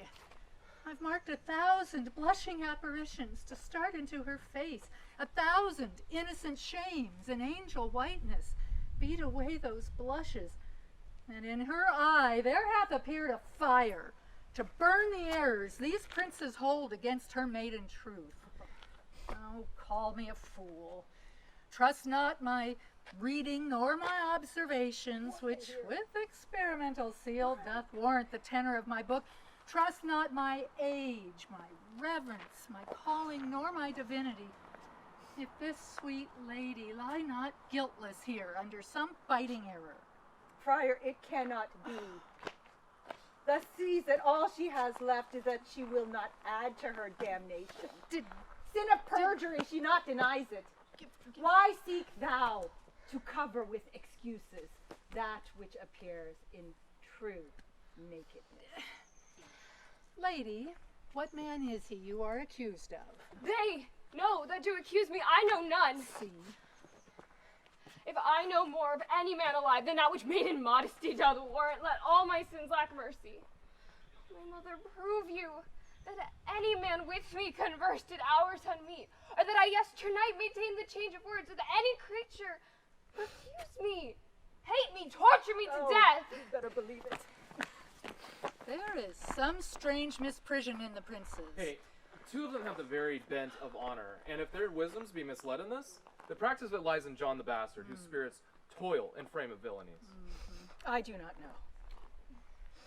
But if they speak truth of her, these hands will tear her.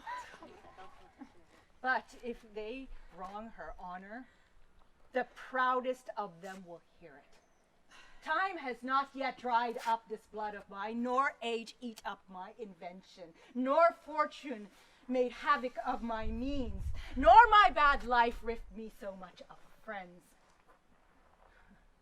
They will find in such a kind strength of limbs and policy of mind, ability of means, and chance of friends to quit me of them thoroughly.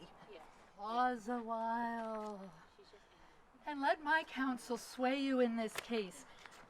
Your daughter here, the princess, have left for dead. Let her a while secretly be kept in, and publish it that she is dead indeed. Maintain a mourning ostentation, and on your family's old monument hang mournful epitaphs. And do all rites that appertain unto a burial. What will this do? What will be of this, huh? Mary, this well carried shall, on her behalf, change slander to remorse. That is some good, but not for that. Dream I on this strange course, but on this travail, look for greater birth. She dying, as it must so be maintained, upon the instant that she was accused, shall be lamented, pitied, and excused of every hearer. For it so falls out that what we have we prize not to the worth whilst we enjoy it. But being lacked and lost, then we rack the value. Then we find the virtue that possession would not show us whilst it was ours. So it will fare with Claudio. When he shall hear that she died upon his words, whoa. Oh, the idea of her life shall sweetly creep into his study of imagination, and every lovely organ of her life shall become apparelled in more precious habit, more moving, delicate, and full of life into the eye and prospect of his soul than when she lived indeed. Then shall he mourn, if ever love had interest in his liver, and wish he had not so accused her. No, though he thought his accusation true. But if all aim at this be-levelled false, there is still some good to come of it. If it not sort so well, you may conceal her as best befits her wounded reputation in some reclusive and religious life out of all eyes, tongues, minds, and injuries. Signor Leonardo, let the friar advise you in this. And though you know my inwardness and love is very much into the Prince and Claudio, yet by mine honor, I will deal with this as secretly and justly as your soul should with your body. As I flow in grief, the smallest twine shall lead me. Come, Ursula. 'Tis well consented. Presently away. For to strange sores, strangely they strain the cure. Come, lady. Die to live. This wedding day is perhaps but prolonged. Have patience and endure.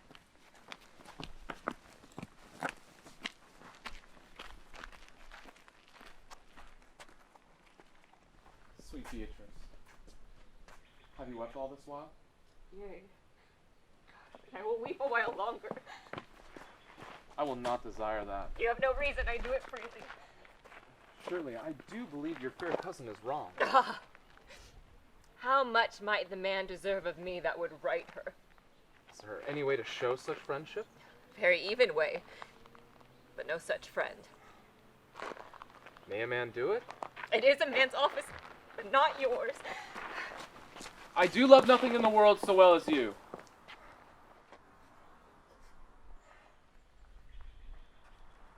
Is not that strange? As strange as the thing I know not. It were as possible for me to say I love nothing so well as you.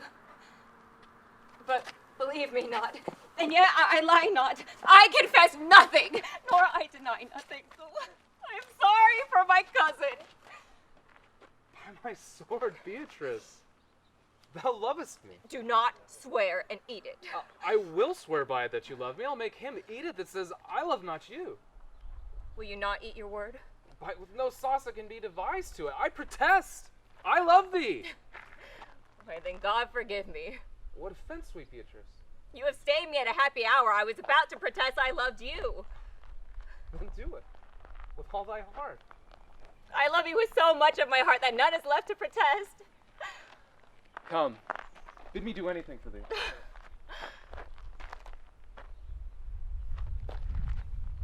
Kill Claudio. Not for the wide world.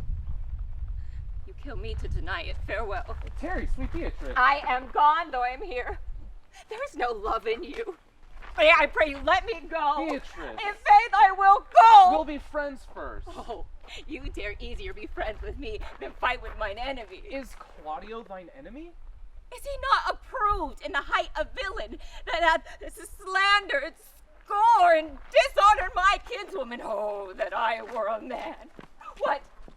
Bear her in hand until they come to take hands, and then with public accusation, uncovered slander, unmitigated rancor, oh God, that I were a man! I would eat his heart in the marketplace! Hear me, Beatrice. With a man out a window? A proper saying. Nay, but Beatrice. Sweet hero, she is wronged. She is slandered. She is undone. Tarry. Princes and counties. Surely, a princely testimony, a goodly count. Count confect, a sweet gallant, surely. Oh, that I were a man for his sake. Or that I had any friend would be a man for my sake. Beatrice. But manhood is melted into courtesies, valor into compliment, and men are only turned into tongue, and trim ones too. He is now as valiant as Hercules that only tells a lie and swears it. I cannot be a man with wishing. Therefore, I will die a woman with grieving. Beatrice. By this hand, I love thee. Use it for my love some other way than swearing by it. Think you in your soul Count Claudio hath wronged Hero? Yea, as sure as I have a thought or a soul. Enough. I'm engaged. I will challenge him. I will kiss your hand, and I will leave you. By this hand, Claudio shall render me a dear account. As you hear of me, so think of me. Go. Comfort your cousin. I must say she is dead. And so, farewell.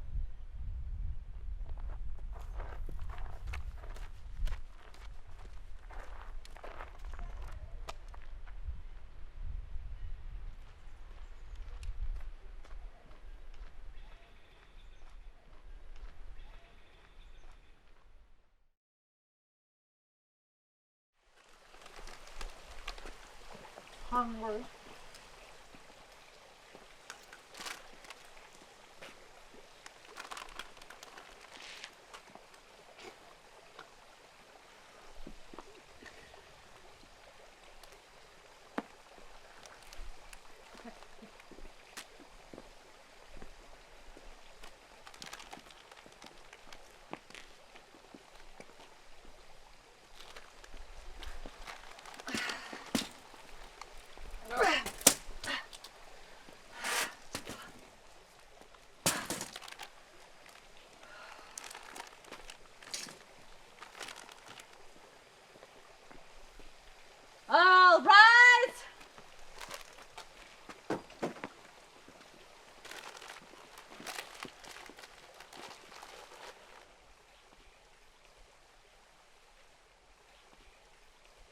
Is our whole dissembly appeared? Yea, marry. Have them come before me. Ah. What is your name, fellow? Borachio? Write down Borachio. And yours, Sirrah?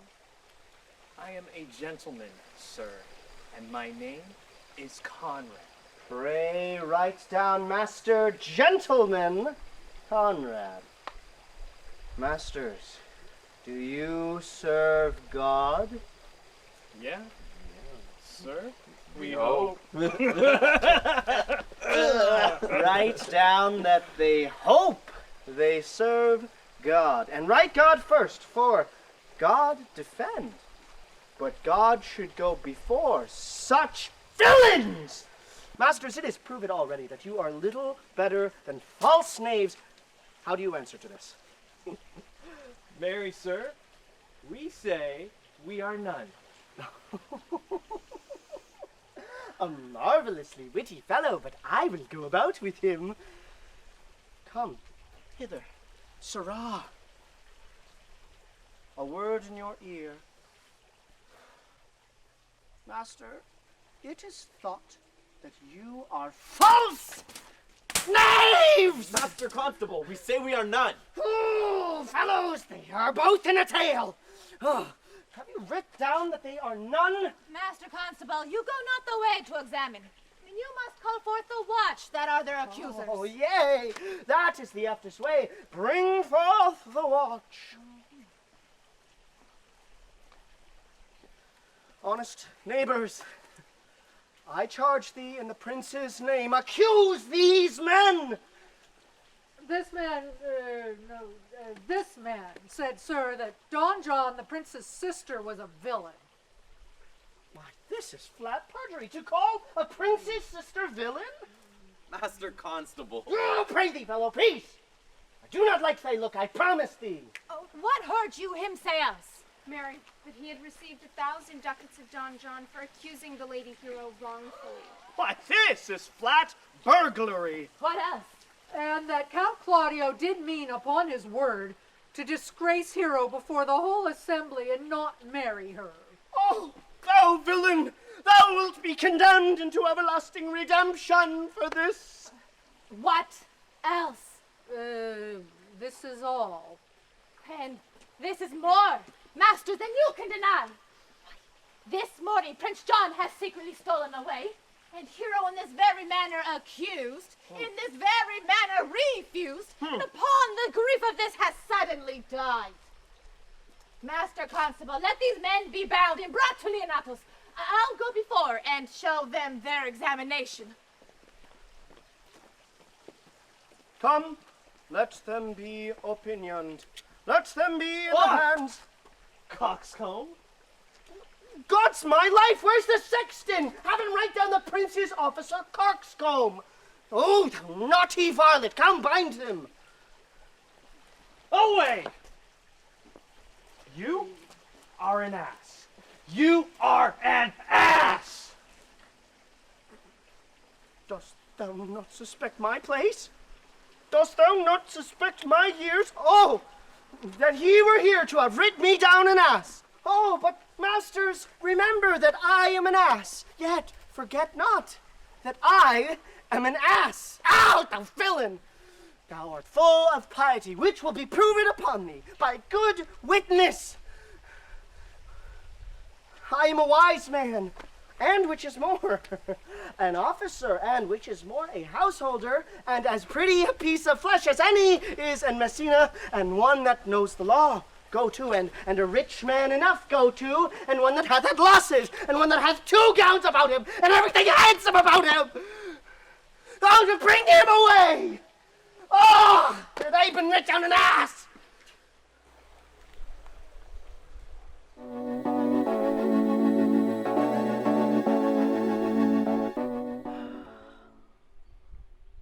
If you go on thus, you will kill yourself. And 'tis not wisdom thus to second grief against yourself. I pray thee. Cease thy counsel, which falls into my ears as profitless as water in a sieve. Give not me counsel, nor comforter to delight mine ears, but one whose woes do suit with mine. But there is no such man. Give me no counsel. My grief cries louder than advertisement. Therein do men from children nothing differ. I pray thee, peace. I will be flesh and blood, for there is not yet philosopher who can endure the toothache patiently. However, they have writ the styles of God and made push and chance and sufferance. Yet bend not all the harm upon yourself. Make those that do offend you suffer too. There. Thy speakest reason. Nay, I will do so. For my soul tells me Hero is beloved. And so shall Claudio know, and the prince know, and all those who thus dishonor her. Here come the prince and Claudio hastily. Oh. Good Hear me, my lords. We have some haste, Leonardo. Some haste, my lord? Well, fare you well, huh? And you, are you so hasty now too? Oh, all is one. Nay, do not quarrel with us, good woman. If she could right herself with quarreling, some of us would lie low. Who wrongs her? Thine, Claudio, thy dissembler. Nay, do not place your hand upon your sword. I fear thee not.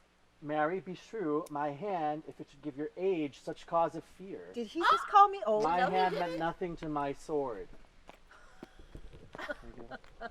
Tush, tush, man. Never fleur or jest with me. I speak not like a dotard, nor a fool. As underprivileged of age to brag what I have done being young, or what would I do were I not old? To thine head, Claudio. No. Thou hast thus wronged mine innocent child and me, that I am forced to lay reverence by, and with gray hairs and bruises of many days, do challenge thee to trial of a man. Oh. A child? I say thou hast belied my innocent child. Your slander has gone through and through her heart, and she lies buried with her ancestors in a tomb. Oh, where never slander slept.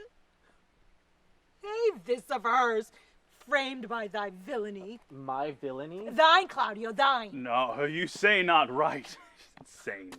My lord, I will prove it to him on his body if he dare, despite his nice fence and active practice, his May of youth and bloom of lust. Wait, I will not have to do with you. Canst thou daff me? Thou hast killed mine innocent child. If thou kill me, boy, thou shalt kill woman. He shall kill two of us. Man, indeed. But that's no matter. Let him kill one first. Wear me and win me. Let him answer me. Come, boy. Follow me. Come, sir boy. Come follow me. That's right. Sir boy, I'll whip you from your pointing fence. Nay, as a gentlewoman, I will. That's right. Ursula. Content yourself. God knows I loved my niece. Yes, you do. And she is dead, slandered to death by villains dead. that dare as well answer a man indeed as I dare take a serpent by the tongue.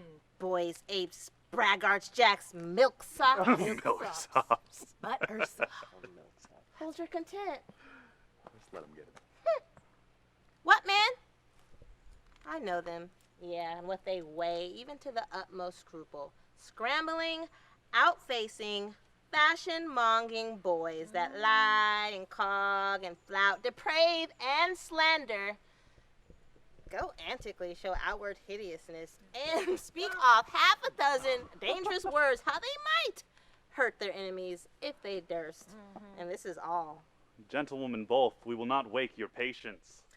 My heart lord. is sorry for your daughter's death, but on mine honor she was charged with nothing but what was true and very full of proof. All right. My lord. I will not hear you. You hear that? No? Come, Ursula. Away. I will be heard. And shall. Mm-hmm. Or some of us will be smart for it. That's right. Better Lucky watch I your don't back. throw this on you. Let him go.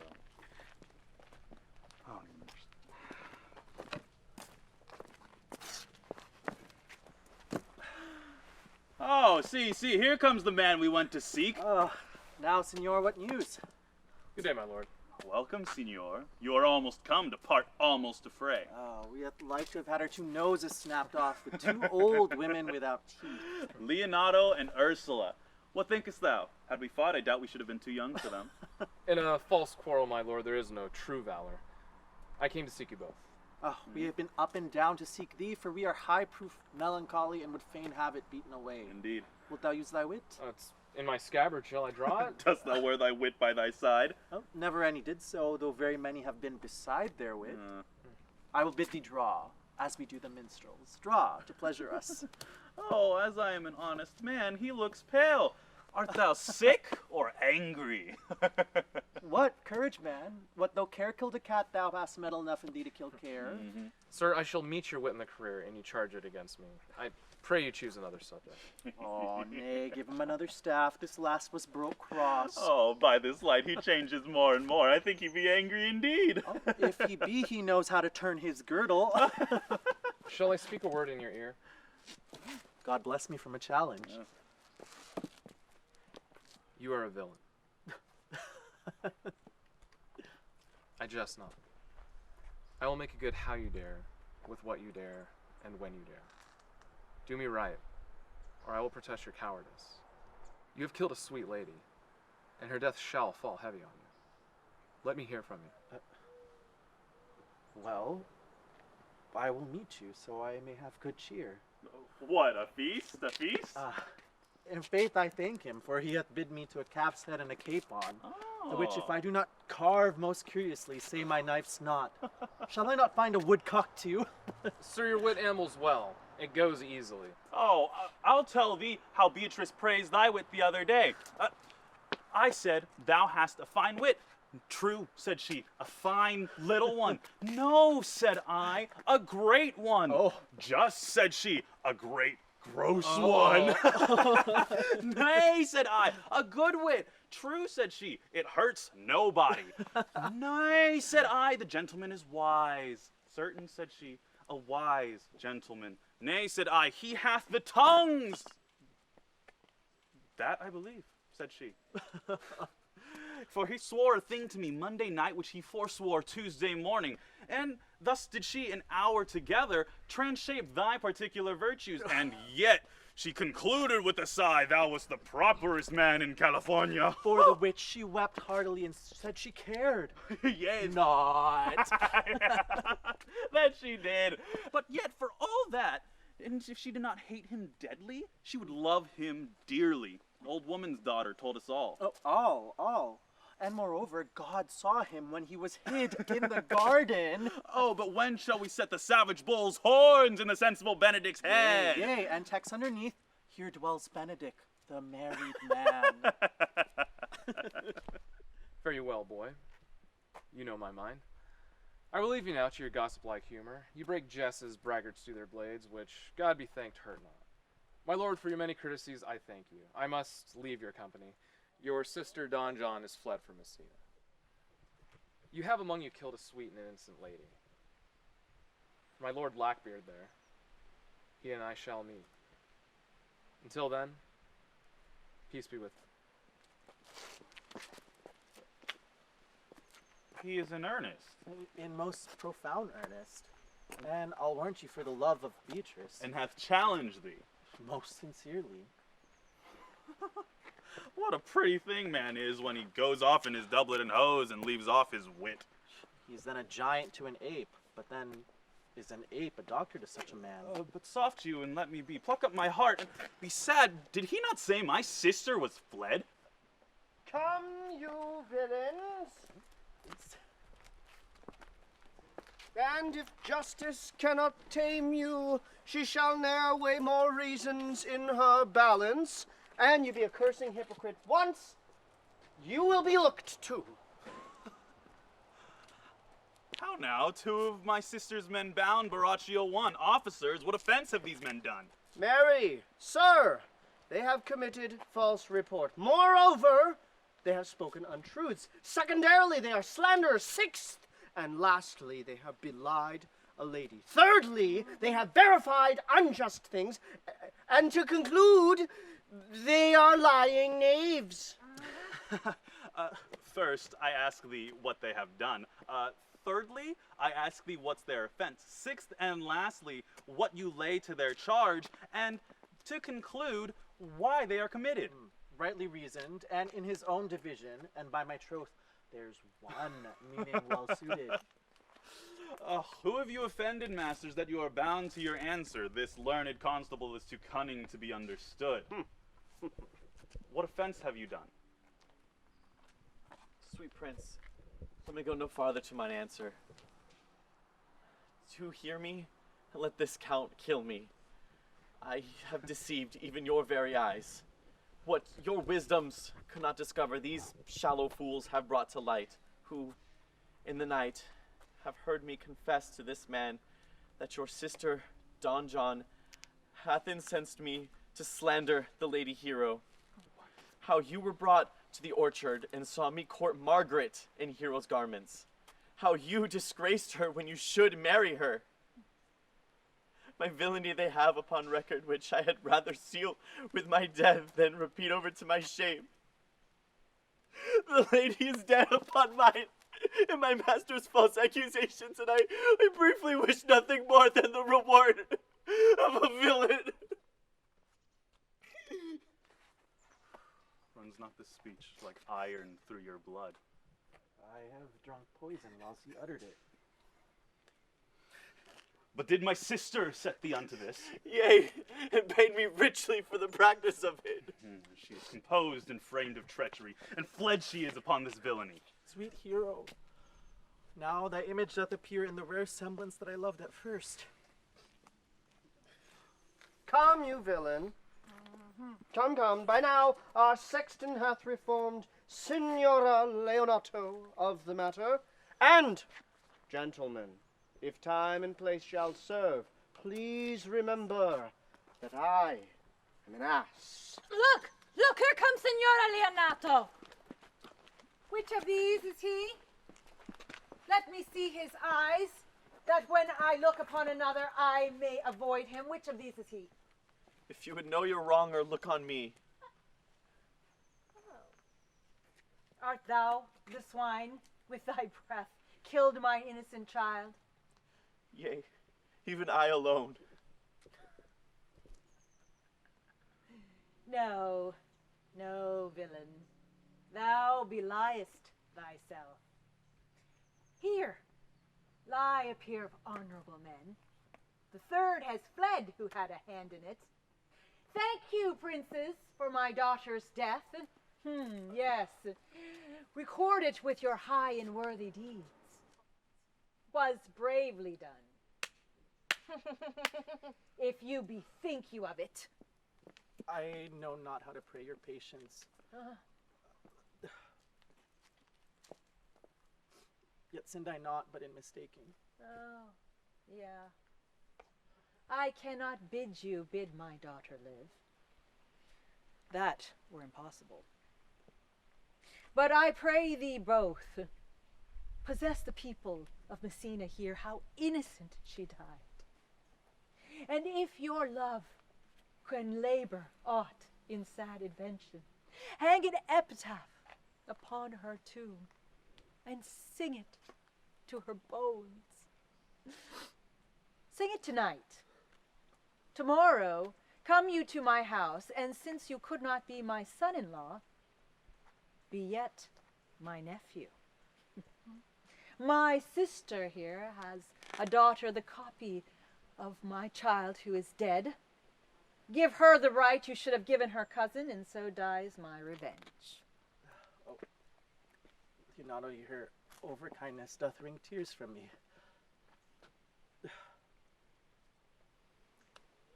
You will dispose henceforth of poor Claudio. Poor Claudio. Good.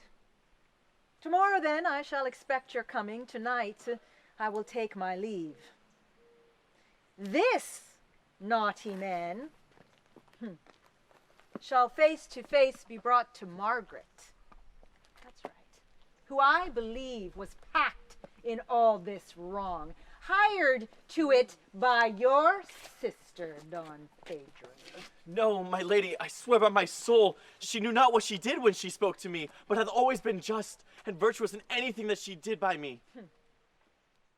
Moreover, Signora, which is not in black and white, I beseech you, this man, the offender, did call me ass. I beseech you, let it be remembered in his punishment. Also, the watch talks of these two said something about a man, one deformed, who wears a key in his ear with a lock hanging from it, and borrows money in God's name, and has used so long that men will no longer lend money. For God's sake, let that be examined, please. Well, I thank you for thy care and honest pains. Yeah, thou speaks like a most reverent and ancient, honorable youth. Oh. There. For thy pains. Ah! God save the foundation. Oh, it's a good year. Well, I discharge thee of thy prisoner, and I thank thee. I leave an errant knave with your worship, which I beseech your worship to correct yourself. I will. God save your worship. I wish your worship well. God restore you to health. Oh, thank you. I hereby give you leave, and come, neighbor. Well, tomorrow then, princes. Farewell. Farewell, my lords. We'll look for you tomorrow. We will not fail. Tonight I'll mourn with Hero.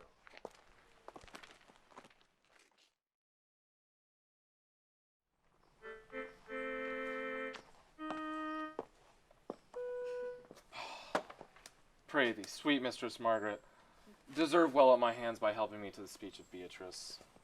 Will you then write me a sonnet in praise of my beauty? In so high a style, Margaret, that no man living shall come over it. For, in most comely truth, thou deservest it. To have no man come over me. Why shall I always keep below stairs? Thy wit is as quick as the greyhound's mouth. It catches. And yours as blunt as the fencer's spoil, which hit, but hurt not. A most manly wit, Margaret. It would not hurt a woman. And I pray thee, call Beatrice. I give thee the bucklers. Give us the swords. We have bucklers of our own. If you use them, Margaret, you must put the pikes in with a vice, and they're dangerous weapons for maids. Well, I will call Beatrice to you, who I think hath legs. And therefore will come.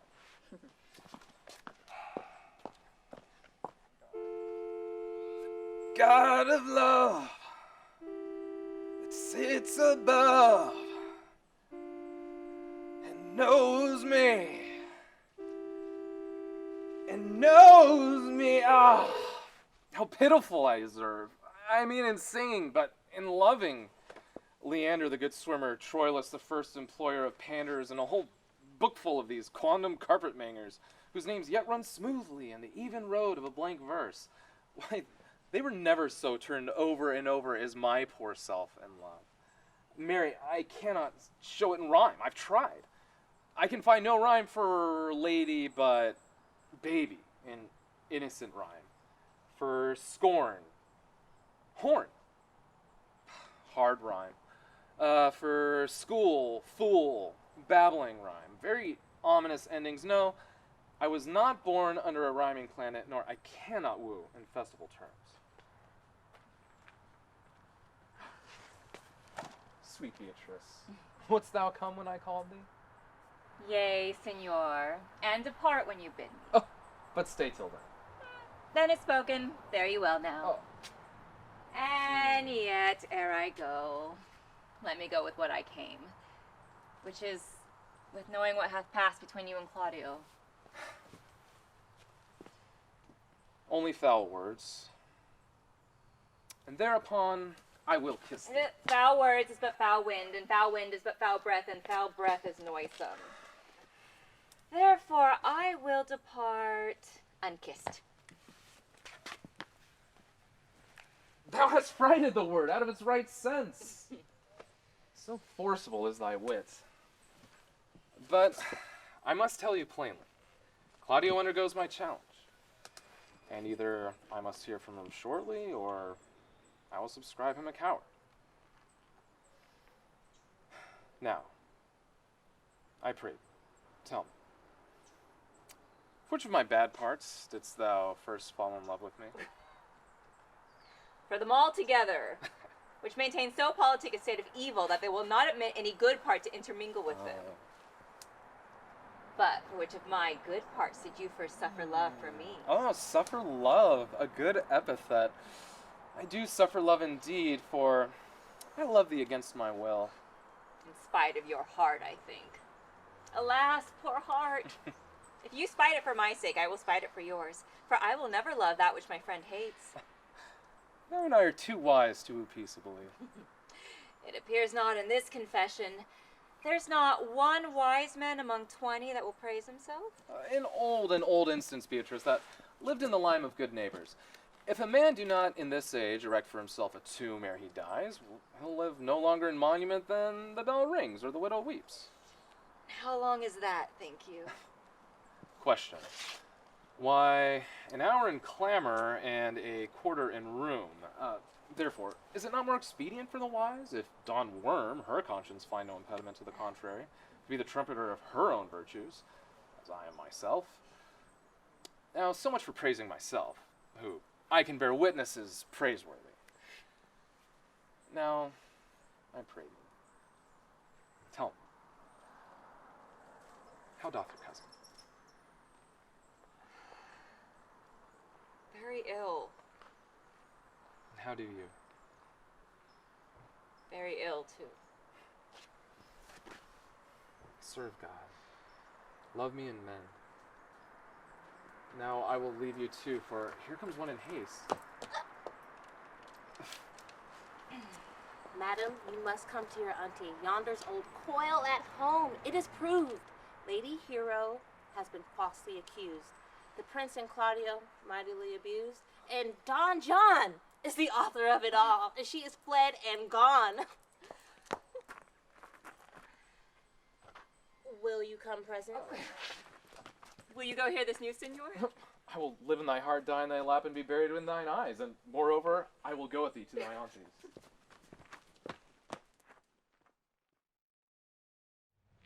Did I not tell you she was innocent? So were the prince and Claudio, who accused her upon the error you heard debated. Well, but Margaret was in some fault for this. Although against her will, as it appears in the true course of the question.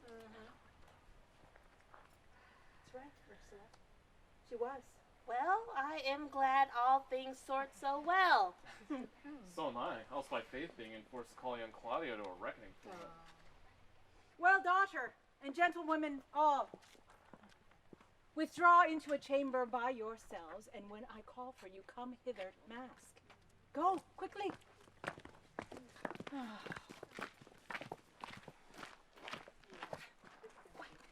The prince and Claudio had promised by this hour to meet with me. I don't understand. You know your station, Ursula. You must be mother to your sister's daughter and give her to young Claudio. Which I will do with confirmed countenance. Okay. Go then, okay? Friar, I must entreat your pains, I think. Oh, to do what, senor? To bind me, or undo me. One of them. Signora Leonardo? Truth it is, good Signora, your niece regards me with an eye of favor. That eye my daughter lent her. Tis most true. And I do with an eye of love requite her. Oh, do you now? That which forth I think you got from me, from Claudio and the prince. What is your will? Your answer, ma'am, is enigmatical. But for my will is that your goodwill may stand with ours on this day to be conjoined in the state of honorable marriage. Good answer. Good answer. What do you think? My heart is to your liking. And my help. Oh, here comes the prince and Claudio. It's about time. Good morrow to this fair assembly. Good morrow, Prince. Good morrow, Claudio. We here attend you. And are you yet determined today to marry with my sister's daughter? Call her forth, Ursula. Here, the friar's ready. Make it quick. I'm paying her by the hour. Good morrow, Benedict. Why, what's the matter that you have such a February face, so full of frost, of storms, and cloudiness? I think he thinks upon the savage bull. Oh, tush, fear not, man. We'll tip thy horns with gold, and all Europa shall rejoice at thee, as once Europa did at lusty Jove when he would play the noble beast in love. Bold Jove, sir, had an amiable low, and some such strange bull leaped your father's cow and got a calf in the same noble feat, much like unto you, for you have just as bleed. For this I owe you. Here come other reckonings.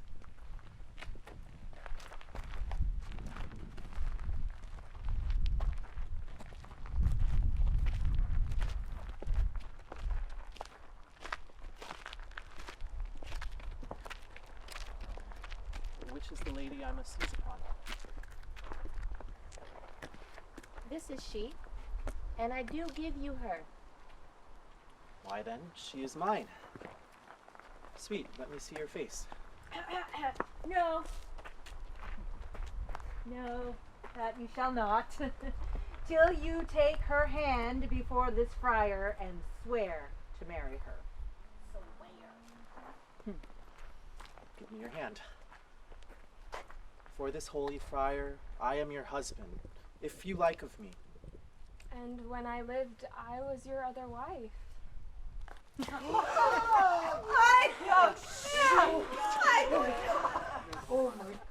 when you loved, you were my other husband. Another hero? Nothing certainer. One hero died defiled, but I do live. And surely as I live, I am a maid. Amen to that. The former hero that is dead. Oh, she died, my lord, while her scandal lived. All this amazement can I qualify. When after that the holy rites are ended, I'll tell you largely of fair hero's death.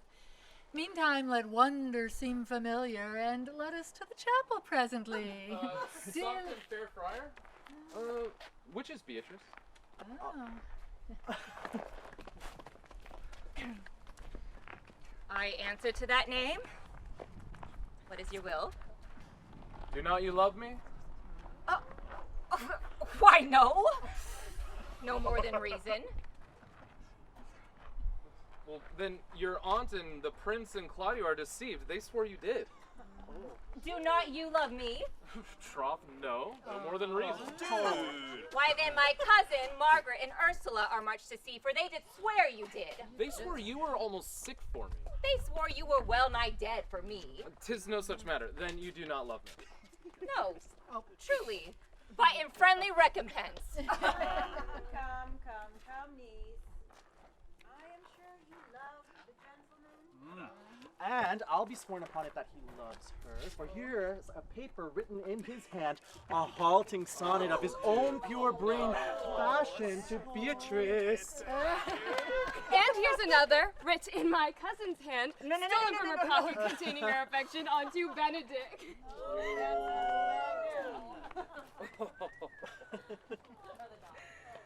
Ooh. Whoa. It's a miracle. Indeed it is. Our own hands against our hearts.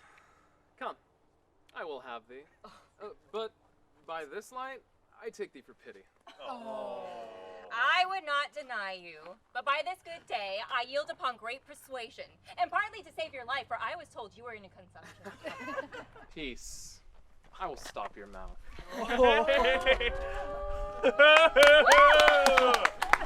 Oh yeah! How dost thou, Benedick, the married man? I tell thee what, Prince. A college of witcrackers cannot flout me out of my humor. Dost thou think I care for a satire or an epigram? No. If a man shall be beaten with brains, I shall wear nothing handsome about him. And, in brief, since I do purpose to marry, I shall think nothing to any purpose the world can say against it. And therefore never flatter me for what I've said against it, for man's a giddy thing. And this is my conclusion. For thy part, Claudio, I did think to have beaten thee. No. Since thou art like to be my kinsman, live unbruised, and love my cousin. I had well hoped thou wouldst have denied Beatrice, that I might have cudgeled thee out of thy single life to make thee a double dealer. Come, we're friends. Out of question thou wilt be a double dealer, if my cousin do not look exceedingly narrowly to thee. Let's have a dance ere we are married, that we may lighten our own hearts and our wives' heels. First of my word, therefore, music, play. Prince, thou art sad. Get thee a wife, get thee a wife. There's no staff more reverend than one tipped with horn. Oh my God. Sir, your sister, Don John, is taken back to Messina with armed men. Ooh. Oh, God. Think not on her till tomorrow. I'll devise thee brave punishments for her. Strike up, pipers!